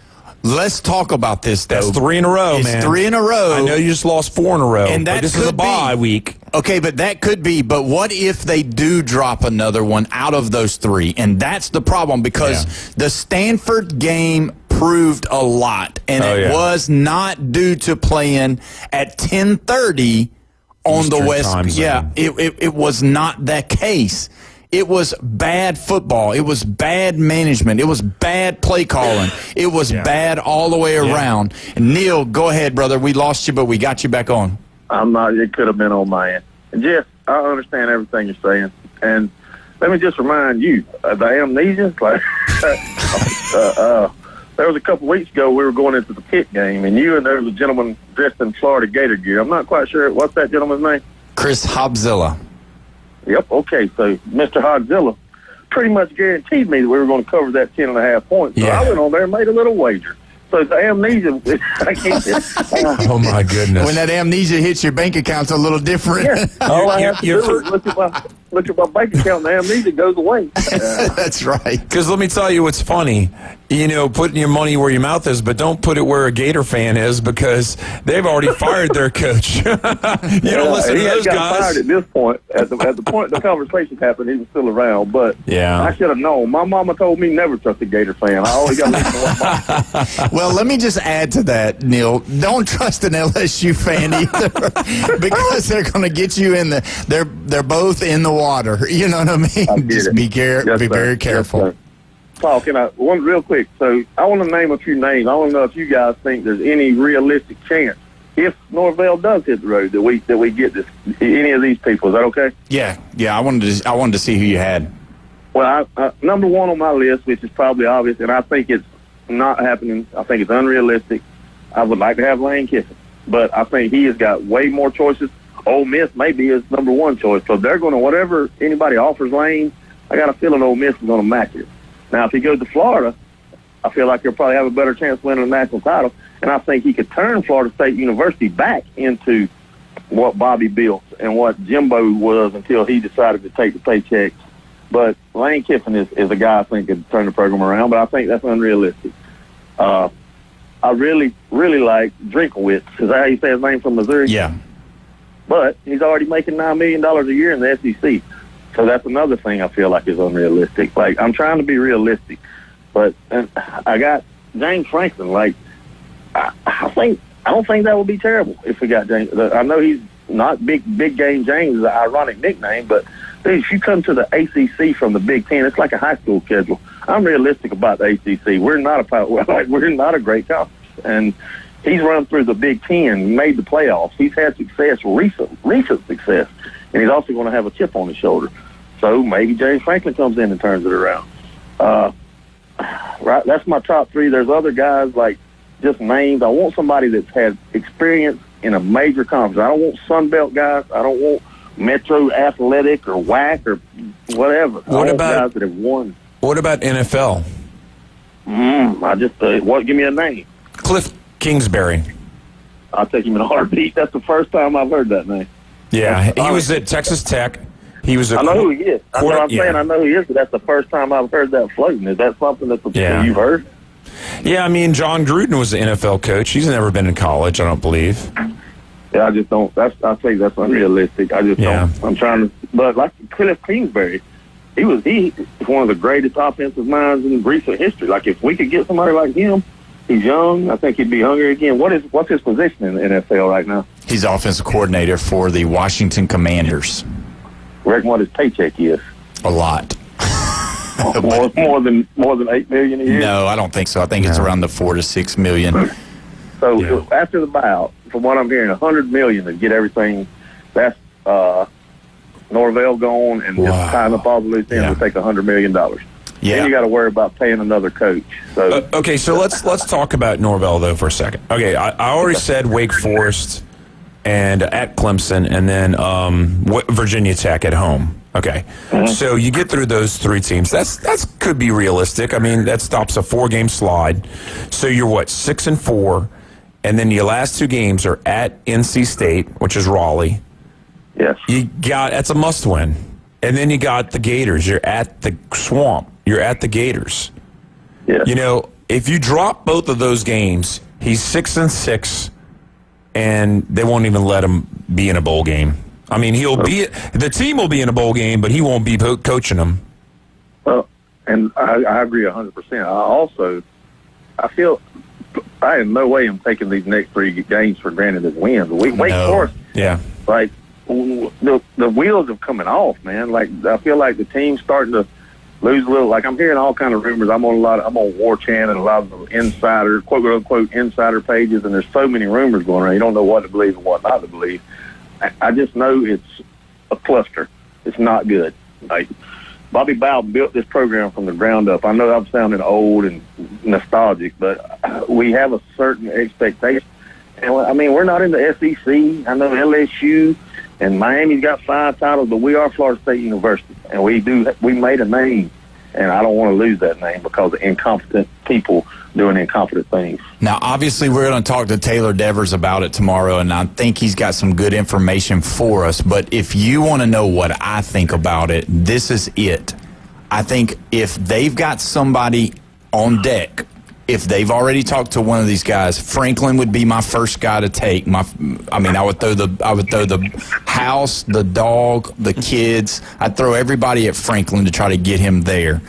But if they had somebody on deck, I'm okay with them finishing out the season. If they don't have somebody on deck right now ready to come in and coach at Florida State on just a handshake or a comment that we're working out the ones and the twos about what we're going to give you and all of that, they're making a huge mistake holding on to Norvell for the rest of the year, because all of these teams, you're going to have some more teams jump into this whole gamut of losing coaches, and they're going to be behind the 8 ball, because when you have Auburn coming available, you got all these other teams coming available, then you're going to have to wait, and then you're going to get in a bidding war for these coaches, and what will happen is Florida State will have to give less money because of the buyout for Norvell. And so if they can get somebody now, if they don't have somebody on deck, they better do it now, because you can't say that this team,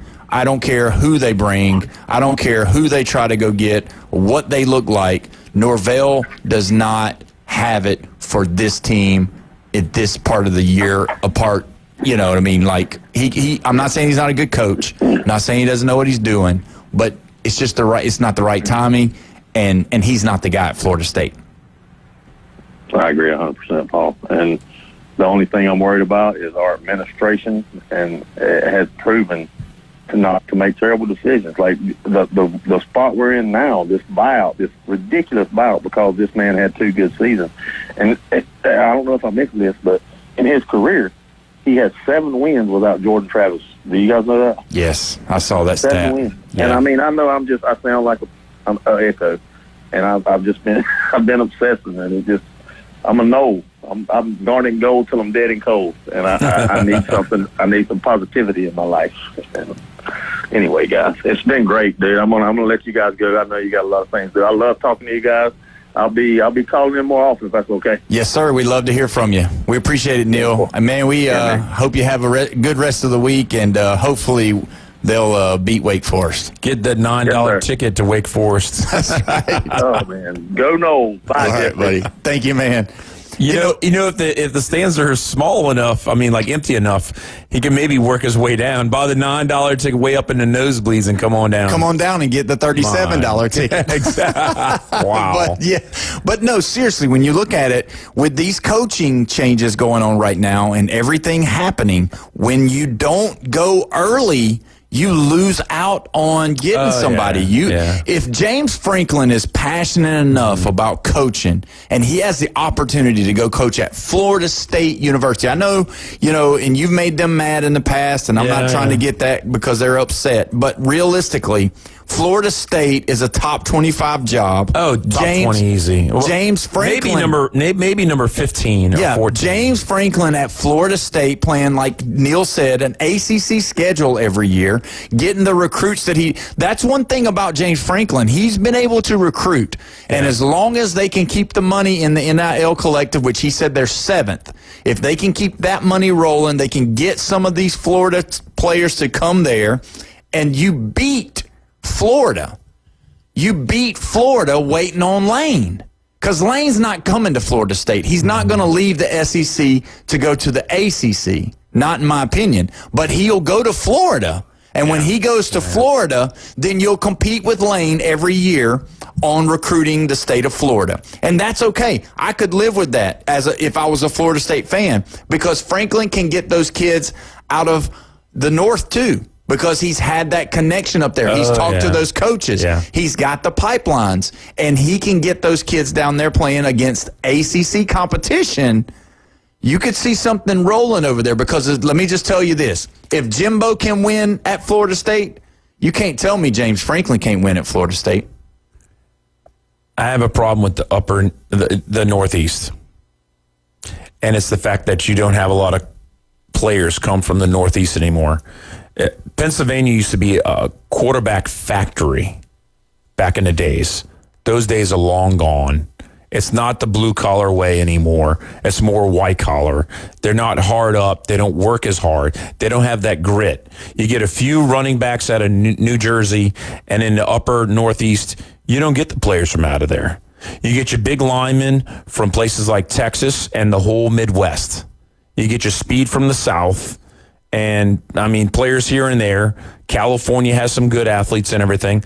But don't try and sell me on Pennsylvania or New York or Massachusetts. Don't. I mean, because the blue chips aren't there. I'm just telling you this, okay? This is not 1980s and 1990s. Listen to me when I tell you right now. Yeah. The reason why you're not seeing these guys when they list their high school, coming out of high school, going into college, is because they're grabbing these kids as sophomores, as juniors, and from them, and they're bringing them to the South to play in these other schools. So you think, oh, he come out of Florida. Oh, he came out of Texas. He come out of Louisiana. They didn't. They just went there because they were able to get hooked up with the right people that said, I'm going to hook you up with these schools because we have the pipeline already established, and that's why you don't see them from the North as much. It's other places, not the Northeast, though. The athletes are not coming from the Northeast in football. In basketball, heck yeah, but not in football. They're coming. They're just staying a year in the South first to get acclimated to where they're playing. If you look at it, you can look across the way. Yeah. IMG Academy, if you look at their roster, they've got kids from all over the country. Yeah. And so that's what I'm saying. Yeah. And that's every 4 years, because a lot of times what they do is they move in their junior year, they get there to be their senior year so that they can go ahead and have their signing going. So that's what they're doing. They're not, or they're coming early, because it costs in the $60,000 range per year to go to IMG Academy. So really, when you look at it, that's what we're talking about. All right? Yep. So we're going to go to the Red 17s phone line. We got Kevin on the line. Kevin, how you doing, my friend?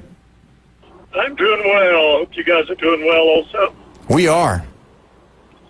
So I am more and more convinced that Mike Norvell must have anchored the football gods. I was looking at the data for the last 4 weeks, and if you told me that against Virginia, Miami, Pitt, and whoever they lost to last week, if you told me that Stanford, thank you, that they would have outrushed and outpassed all four of those teams. The only exception was Pitt had 15 more passing yards, I think, than FSU. Yeah. But FSU had more ground yards, more passing yards. Other than that, against all four teams, in the last two games, they had fewer turnovers than those teams. I'm not exactly sure how we're continuing to fabricate ways to lose, but it seems like we could have very easily been at least 3-1 in those games. And some of the bounces and craziness, I'm convinced he must have angered a deity somewhere in order to continue to suffer like he has. Do you think? I have just one question. Do you think you could have just edged out that Virginia game?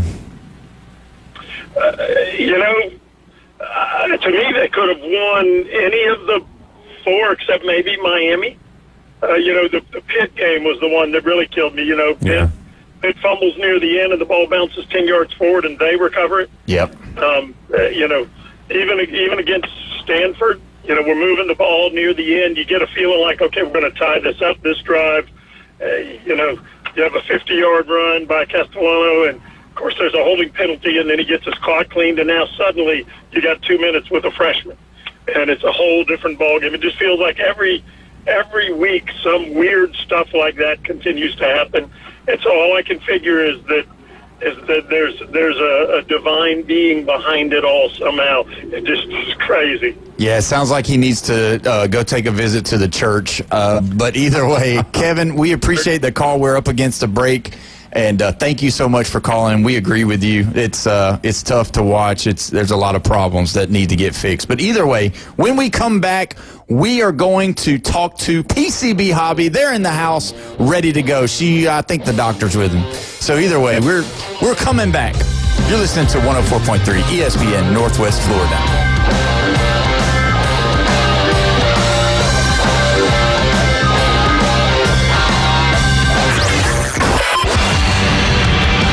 Or text him now on the Red 7T studio line. 850-215-6290.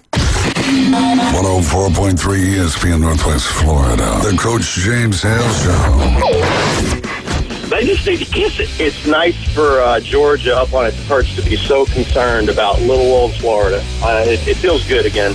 They just need to kiss it. Did you see how stupid he looked on the sideline? He looked like a complete idiot. They just need to kiss it.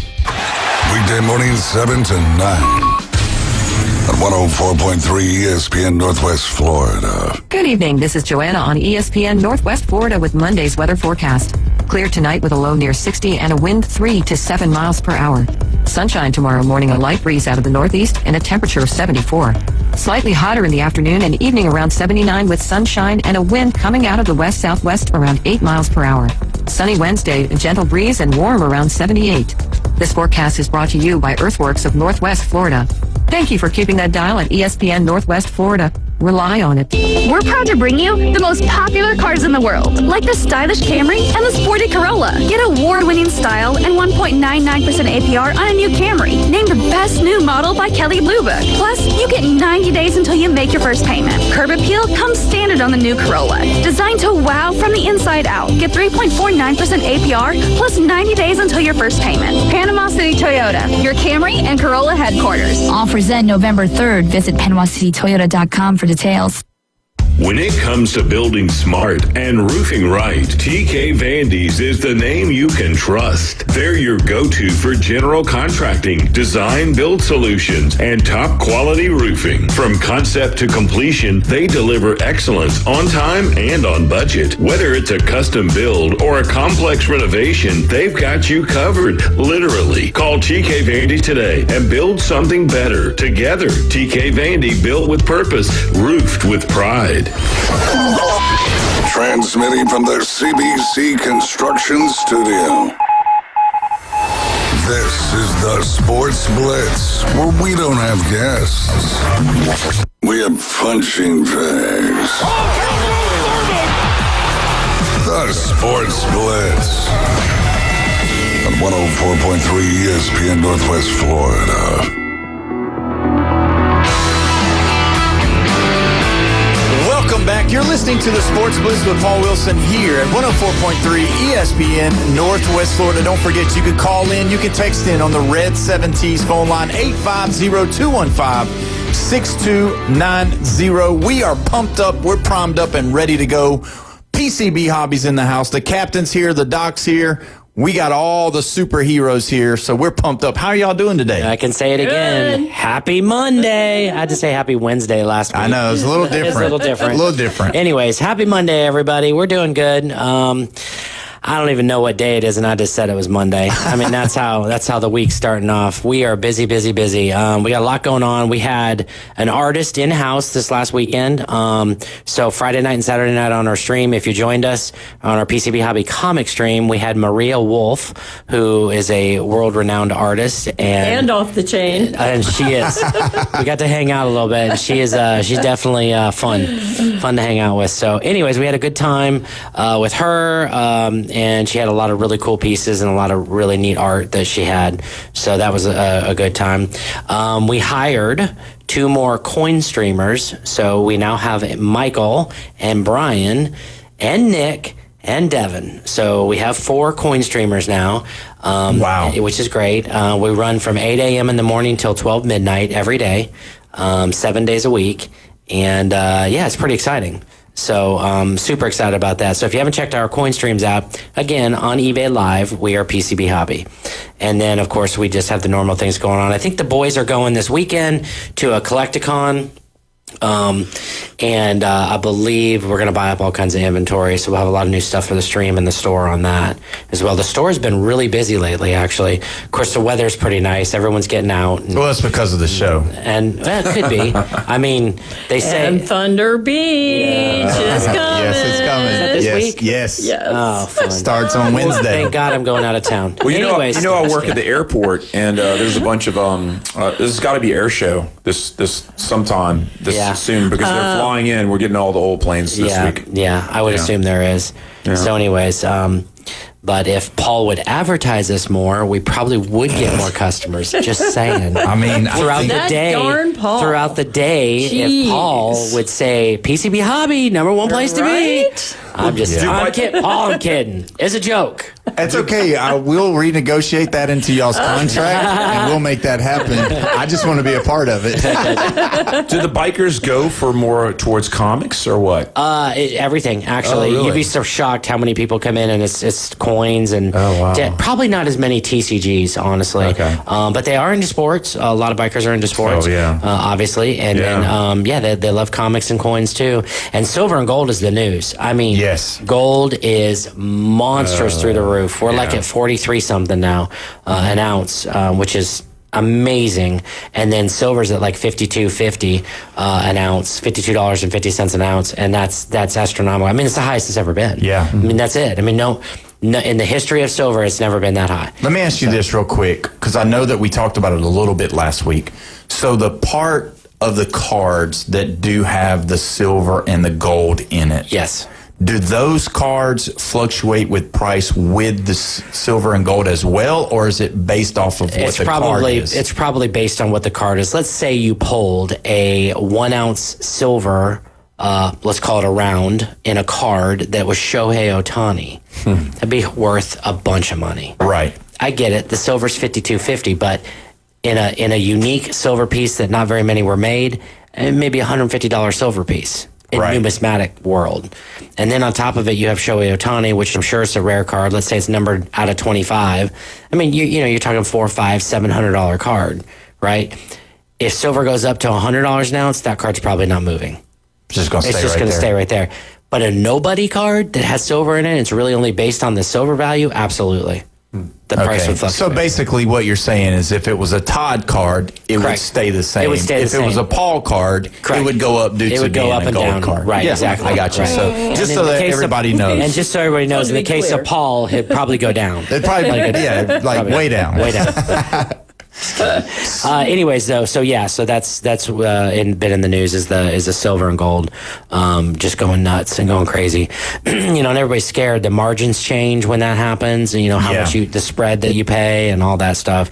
So it's quite a game right now at the shop, and lots of people are coming in. And that's the thing, that's what's so great about your place that differentiates you from other places is the fact that you educate as well as, talk to them about what they have. We do that on the stream as well. Just like your, hedge against inflation. Right. I always educate people on silver and gold and stuff like that. What a lot of people don't even understand is that those are commodities that are hedges against inflation. Right. So here's how I've always explained it. And I've explained it before on the radio, but I'll explain it again. And basically, if you have a gallon of milk and an ounce of silver, and the ounce of silver is $52.50, and the gallon of milk is $6, right? If that silver goes down by half, let's say it goes down to 25, that milk will be $3. Right. If that silver goes up to 100, that milk will be $13. Right. The point is the commodities go up and down together. They're not disconnected. That's why they're called commodities, because they're all commodities, pork bellies and whatever it is. The point is that's a hedge against inflation. Why would milk be $13 and a gallon? Well, because our dollar gets very weak, inflation goes right way now. up.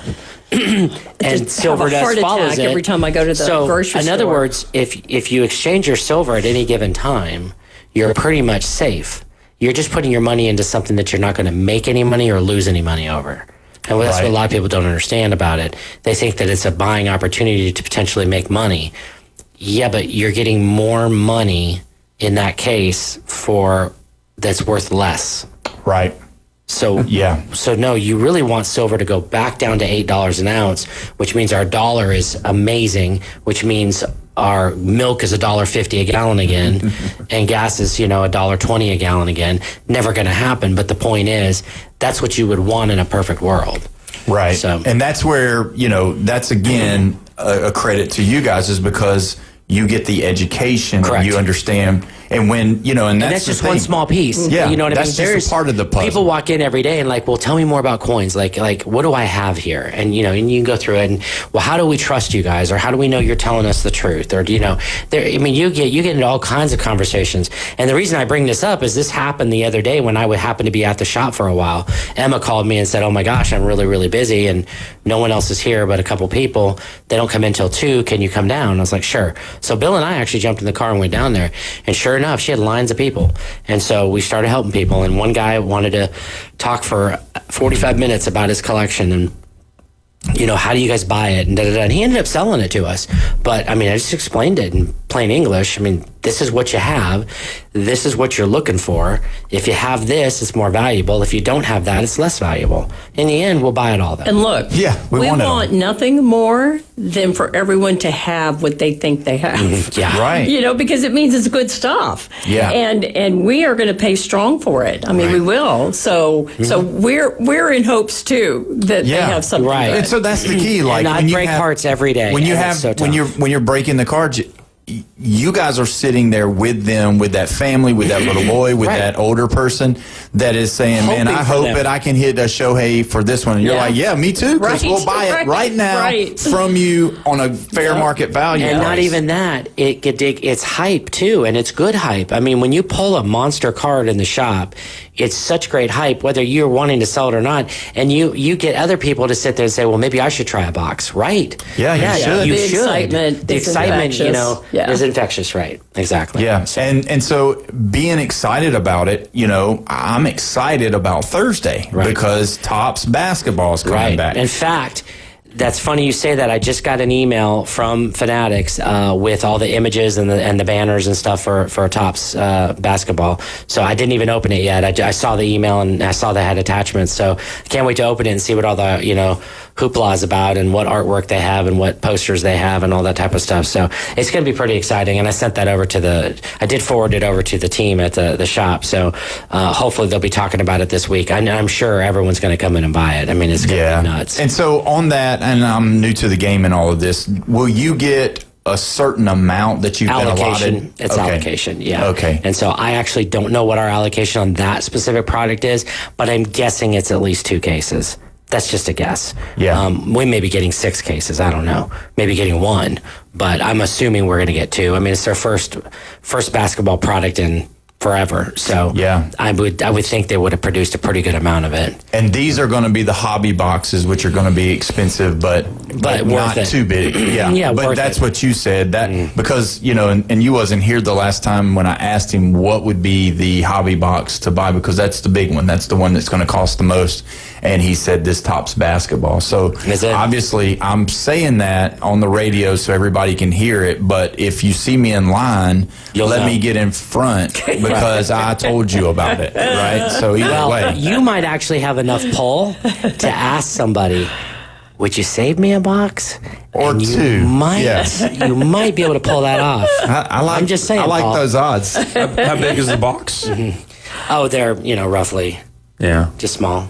Yeah, it's small. I mean, but the worth and the thing is like it's like what Brian said about it. There's you could just not open the box and just hold on to it, and it grows right there, just sitting in your. That's how we end up with the Pokemon, the vintage Pokemon that we get. Right. It's still sealed. Yeah, when you get vintage Pokemon boxes, some of those jokers are $12,000 and $15,000 a box. It's crazy. A box. They're insane. Just an unopened box. Insane. And we'll get some sometimes, and we'll rip them on the stream. We'll sell spots like $800 a pack. Wow. I mean, it's nuts. And people rip that stuff. Yeah, but they can hit a $4,000, $8,000 card. I mean, you kind of have to look at it in perspective that while it's bigger money, it's bigger money. Yeah, so it really is. It's pretty exciting. We had a really cool item come through, and I like to sometimes bring up the items that we get through the shop and stuff like that. So we got a really cool comic book today. We ended up getting it's like Underworld #1. It has Kate Beckinsale on the front, and she signed it. Oh, wow. And it's graded in a 9.8 high grade signature series CGC slab, and it's her signature, and it even has a certificate on the back of it that they kept with it with a photo of her signing the book too. Super cool piece. Anyways, we ended up buying that over the counter today. So like I said, there's always something cool coming in. Always something cool. And we'll show somebody on the stream and they'll buy it. So do you slap a price on that and try and sell it? Not in the store typically. Typically most items like that we bring over to streaming because we have a wider audience quicker. More in the room at one time rather than waiting for somebody to walk through the door. And so is it like an auction type thing, like eBay? Oh yeah, it's eBay Live and it's auctioning. Yeah, so we'll show it on screen live and say this is what we got, and people will say yeah we're in, we're not, or say how much you want, and we'll say okay, well we want $1,000 or something for a piece or an item, and they'll be like, some people will come back and be like I don't have it right now, or run it. If you see the words run it, you put $1,000 in there and hit start because someone will go bid. So that's it. That's how it works. That's how it works. And how's the shipping go with the... And so once it's done, then the lot number gets put on it, and then it goes over to shipping. And we have ships it out. Free shipping. So and so we don't charge for shipping. So that's great. I mean, it costs us, but... And where can people that are listening right now find that? Give it to us. If you go to eBay's app, simple as that, go to eBay's app. At the very top of eBay's app, there's literally a button that says eBay Live. When you click that, just go to the scroll down, or you don't even have to scroll. It's the top banner. You just scroll through and you'll see PCB Hobby, Coins and Currency. They're technically PCB still Hobby. in beta. Right. And so that's why they haven't, A lot of people don't know about it yet because of that reason. Right. But there's more and more people getting on the platform. Yeah. So. And the coolest thing about all of that is they pay those guys with gummy bears and Mountain Dew. Mountain Dew and gummy bears. And other healthcare benefits. Other various candies as well. Yeah. So that's the thing. It could be till 12 o'clock at night or 12 a.m. So that's it. Anyways, so just check us out. I mean, eBay Live is really cool, and that's where a lot of the stuff that comes through the store shows up. But a lot of the silver and gold actually stays at the store because we sell and we buy and sell so much of it. So it's kind of crazy. But yeah, because when I went over there, when you walk in and you look to your left, that's where all of the coins and all of the that stuff is, and you could just go over there and they've got the glass shelving and all, so you can see it all. Yeah. And it's remarkable about, how old and even the new stuff and it's just all right there where you can see it. It's a lot of amazing history. So on the right side, as you first walk in, they have the Disney stuff and then Pokemon too. Yeah. Mm-hmm. Right. And then what caught my eye was, they had the worker on the right-hand side behind the counter and everything, and you had the sports stuff, right? It was the comic books. The comic wall. Comic wall on that. That's as the you one walk thing. Forward and then on that left. Well, a lot of people don't know. Sharon actually started the comic department at PCB Hobby. And so we were all there at that location at first. And so she'd go out there and she's like, okay, this art's really good. This is an eye catcher, blah, blah, blah. And so she'd put stuff on the wall and get it all sectioned out and set up and stuff like that. And so I believe that's what she strove for, was the fact of the matter is you walk in and what catches your eye? The art. The color, the pop off the wall. Yeah, whether you know anything about comics or not. I mean, the art is great. Yeah. You know what it was reminiscent of? It was like, I'm around your age. old vinyl, the music. Yeah, it was like you're going through and you're like, that's, I don't know, it's just a Really feel good to stuff. it, you know? All the backstock boxes. Yeah, all that stuff's way before my time. But anyway, y'all can continue with your nostalgia. Old Napster over here. Yeah, exactly. Right. Metallica's going to come after you. Oh, my gosh. Yeah. Anyways, but yeah, it's pretty neat to see what Dr. Sharon did with the department and how we got to where we are today. They do produce like new, I don't want to say titles, characters, new titles, characters, and new titles. What a lot of people don't understand is that there's what's called a multiverse, and DC, which is Detective Comics, you know, and Marvel have their own multiple multiverses, and the reason why they call it multiverse is they have different storylines for the same character. Right. So they got real smart. They got real smart and said, okay, we'll take Iron Man. Everyone knows who that is, but we'll put him in 5 different worlds. Let's just say with 5 different storylines. Which, let's put it down what it really is: 5 different books, which is 5 times the money. Because so, like his new one coming out. So Robert Downey Jr. Iron Man, we all know, but he is going to turn to a bad guy. And so he's going to be Dr. Doom. And so it just, everyone was so excited. So excited about that. But again, that's only one storyline. But that's interesting. That's interesting because this falls into a lot of what I talk about is that the Dr. Doom thing, and Robert Downey Jr. has created a hype for Dr. Doom. And that hype has helped every comic book that has Dr. Doom on the cover.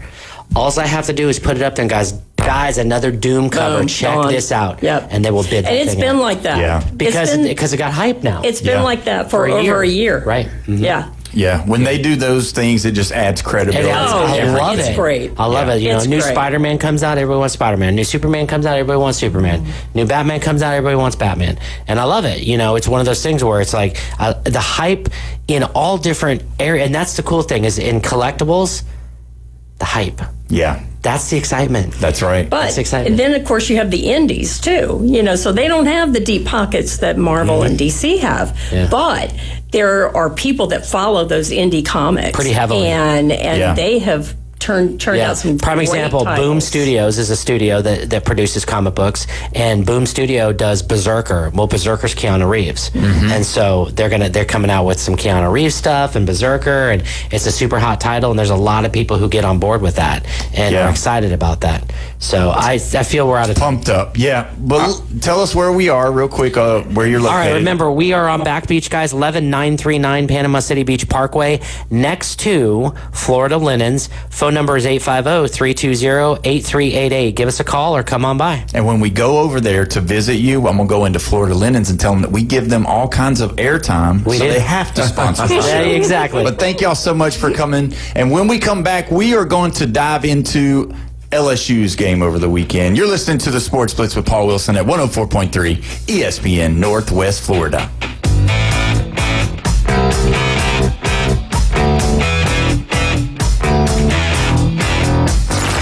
Reach out and smack someone. Call or text now. 850-215-6290. The Red 17 Studio Line. Are you sick of the old sports talk? The vanilla opinions? The polite debates? The hosts who are afraid to say what they really think? So are we. 104.3 ESPN Northwest Florida is bringing the house. It's the new Sports Blitz. Weekdays 4 to 6. We're starting arguments, not conversations. The Sports Blitz. ESPN Northwest Florida. Keep the adventure going this holiday season in a new Kia from Bill Bird Kia. Bill Bird Kia now offering 0% APR for up to 48 months, plus a $500 APR bonus on the purchase of a new 2025 Kia Sorento during the big fall savings event going on now. You'll get the perfect balance of comfort, safety, and technology. It's the best family SUV with third-row seating space, providing extra comfort for the entire family. Bill Bird Kia, the home of that 20-year, 200,000-mile warranty. Stop by and see us at 2435 105 East 15th Street or anytime at BillBirdKiaPanamaCity.com. Offer from Kia Finance America for the purchase of a new 2025 Kia S and LX models. $20.83 per month per 1,000 financed in 48 months. Quantities limited. $500 APR bonus is applied as down payment and no cash value cannot be combined with other finance offers. Not available on balloon financing. The 20-year, 200,000-mile warranty is a Bill Bird Kia warranty. See dealer for complete details. Offer for well-qualified buyers must take delivery from dealer stock through 11/3/25. Mid-South Lumber, where they treat you like family. Locally owned and serving the residents of Bay County for over 45 years. See Mid-South Lumber for all of your DIY projects, including windows, doors, siding, lumber, and millwork. Are you building a new home? Bring your contractor in to Mid-South Lumber and meet with a member of their sales team to discuss your framing, siding, windows, and doors. Mid-South Lumber, the biggest little lumber yard in Panama City. 717 West 11th Street. The Rich Eisen Show. The Tua Tagovailoa soundbite on Wednesday, well said. With the exception of how the media is construing things, there is nothing else to construe other than the fact that there's something going on behind the scenes that involves leadership. Right. Like that, 100%. When your head coach is on the hot seat and you say stuff like that, you are going to add more fuel to the fire. The Rich Eisen Show. Rich Eisen weekdays starting at 11. Now on ESPN Northwest Florida. If you build it, they will come. We're live from the CBC Construction Studios.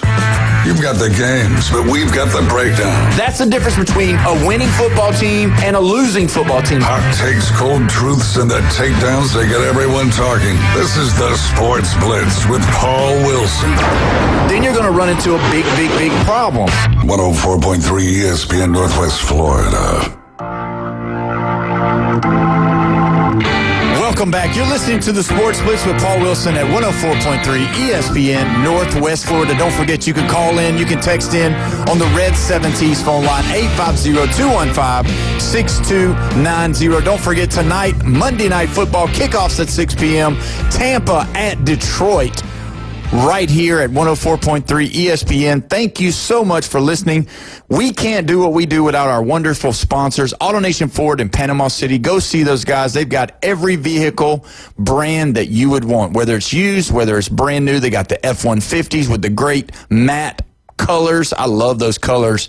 And then you've got the Super Duties and also the electric vehicles. Go see those guys.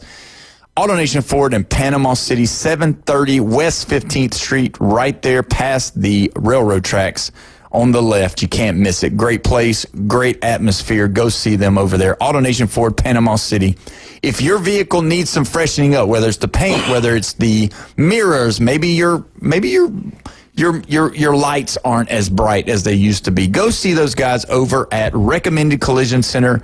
They can get your car back to tip-top shape, making it look like it's supposed to.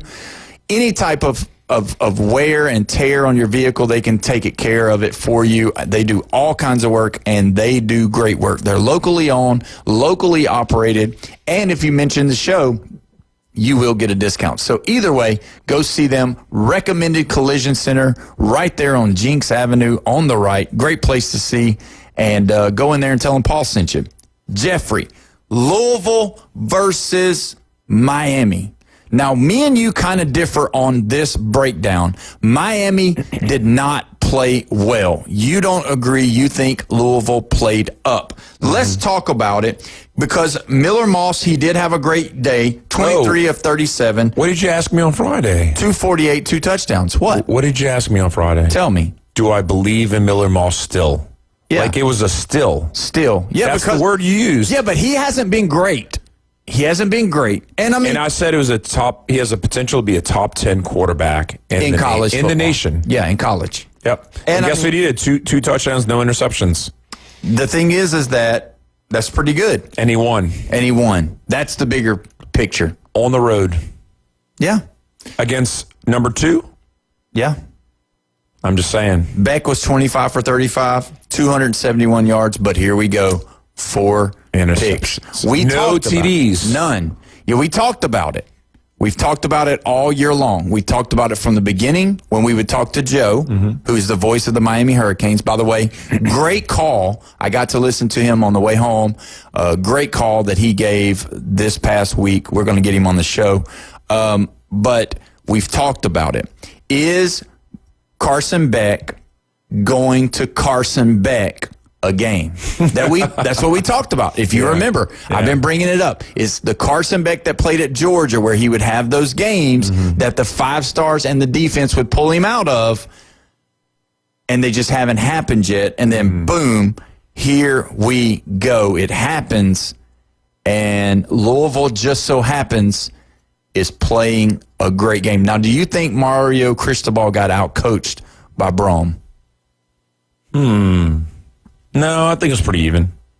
I think he got out-coached because there was a couple of plays that was called by Brom that I feel like Cristobal was behind. You know how you can tell, like, when they're calling the plays? Yeah. And obviously his brother's calling the plays, but he's got something to say about the plays. Yeah. But when you look at the way Brom coached that game, it just looked like they knew Miami's weaknesses and they attacked them, and I think that's helped. And it did help that Carson Beck threw those 4 interceptions. So, well, yeah, and you know what he said about the last interception, I believe it was? He said that there was a miscommunication between him and the receiver, and he thought it was supposed to go a certain way, and he thought something else. Yes. Yeah. And I listened to that interview as well. Yeah. And, oh, man. But 4 interceptions, you can't disguise that. No. 2's bad. 3's really bad. 4 is horrendous. Yeah, and you're going to lose a game if you do that. You can blame one on your wide receiver going to the wrong spot. Yeah. But can you say 4 of them was his fault? Because it did sound like it from the soundbite that I heard that Carson Beck kind of threw it on the receiver not being there. He said, we called this play, the receiver broke to the left, I was throwing to the right, and that was the deal. This game was back and forth. It was an exciting game. It was one of those games that we talked about when we talk about the Alabama National Championships, where they'd have those knockdown, drag-out games where they wasn't supposed to lose, but whoever played, it was their Super Bowl, and they come in and play you, and you got to be able to weather the storm. And Miami just did not get the bell. They didn't answer the bell, and that was the problem. When you look at that game, it was Louisville come out early and often and punched them in the mouth. Yeah. And Miami was stunned and dazed and was lax. It just seemed like Miami was playing not to lose instead of taking the game over and trying to win. That was just my opinion on it. Yeah. I mean, and that's the difference between championship football and non-championship football. Yeah. Well, you know, we made predictions before the season started about who was going to the ACC championship. Yeah. And I said Louisville. Yeah, you did. And I said Clemson. Yeah. You said Clemson and Miami. Yeah. And I believe it was Chef Ross. Or maybe it was Brandon. Said Georgia Tech and Clemson. Yeah. So we've all picked somebody that has a chance. But Clemson is just the perennial disappointment. Yeah, because 8 of the last 10 years they've been in the ACC championship. It just seemed like the biggest no-brainer compared to the Big 12. Well, they lost again. So they're not even in the ACC championship. They lost to SMU. Yeah, and they're not going to go to the college football playoff either. So speaking of SMU, Miami is playing Stanford this week, and then they're playing at SMU. Okay. I'm not saying they're losing to Stanford, but this schedule where we were thinking, Miami's just going to breeze on through this after Louisville maybe. And, they've already been tripped up by Louisville. So then Syracuse, NC State, at Virginia Tech, and then at Pittsburgh. Just like you were saying, some of these teams are going to be looking and marking it on the calendar and saying, Pittsburgh, we want Miami at the end of the year, Right. They're going to be playing basically just knock off that big team. When you look at it, we looked at the schedule and we thought that North Carolina State was going to be the biggest opportunity to get them just because it was away. North Carolina State has the ability at times to just upset people. But when you look at them losing now, does that kind of put that mark on them because everybody's going to be watching the Louisville tape now. They're going to all look at it. They're going to all see what Brom did with his coaching style, what plays he was calling, and they're all going to try to attack Miami the same way. And really, when you look at North Carolina State, I think they're not going to have a problem with Stanford. But SMU, I did kind of count them out, and I'm still kind of counting them out because I don't think they're that strong. No. Because a win over Clemson's not like what it would be in the past. No. But I still think that for Miami to get to the ACC championship, obviously they got to win out, don't get me wrong. But I think the X is going to be North Carolina State because it's away. And because I don't think they'll be looking. No, the NC State game's at home. It's Florida State that has. Florida State plays them away. Okay, so that's where the confusion. Okay. Yeah. So I think that with North Carolina State coming to Coral Gables, I think it will be a much easier game than it would have been going there. And so, But you can't say that at Pitt or, other games. And I mean, as a fan, you don't want to give excuses, but it was a Friday night game. It knocks you off of your normal deal that you always are doing. Yeah. So I'm going to give Miami that because I don't think they're in disarray because I do think that Carson Beck is not always going to throw 4 interceptions because had he not thrown the 4 interceptions, had he just thrown 2, they probably would have won the football game. So here comes the bias again. You said that they lose another game, they're out, right? Yeah. So let's say they do go 10-2 and they're not in the ACC championship because they don't have the tiebreaker on Louisville, right? Mm-hmm. And Louisville somehow slips in or Virginia slips in with Georgia Tech. Okay. Right? Okay. Mm-hmm. So they're 10-2. You beat Notre Dame head on, and Notre Dame's 10-2 because they went out. Yeah. You know what they're going to do? Put Notre Dame in. Oh, yeah. Miami is the first team out. Yeah. That's what it is. Or second team out. Yeah. Whatever it is. First or second team out. Because they went 10-2 last year, and they didn't make it an ACC championship because it was Clemson versus SMU. SMU, that's right. Yeah. Because SMU had that year last year and made it into the playoffs. Yeah. And they got into the playoffs because it was a close game, but since Clemson won. But they were up by like 21 or 18 at one point. I mean, they had them good. Yeah. And then they let them back in. But then again, we still have got the Georgia Tech deal that's coming.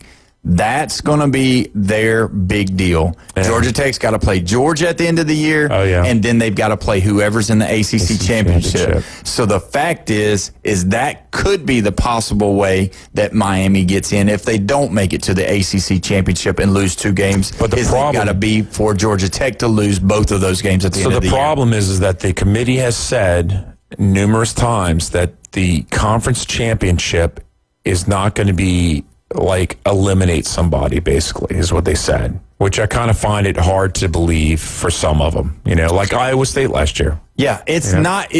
I get what they're saying, but the eye contest is always going to be on display. And when you look at it, if they get blown out by Georgia and if they lose big, when I say big, by a touchdown, by 2 touchdowns to whomever they play, then they're going to be out. And everybody will say whatever about Georgia Tech. But if they play Georgia close and they lose, and they play the ACC champion close and they lose, Georgia Tech's getting in as long as they run the table in their conference and if they're playing in the ACC championship. Okay, I'm going to say the 4 teams: Louisville, Virginia, Georgia Tech, Miami. Yeah. Okay.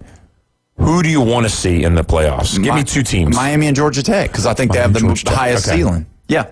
Okay. So either way, we'll have to stop it right here because the show is over. Thank you for listening.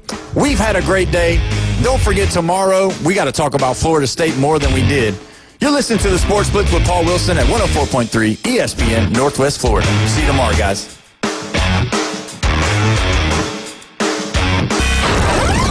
Taking your hot takes, rants, and takedowns. Let's hear it on the Red 7T studio line. 850-215-6010.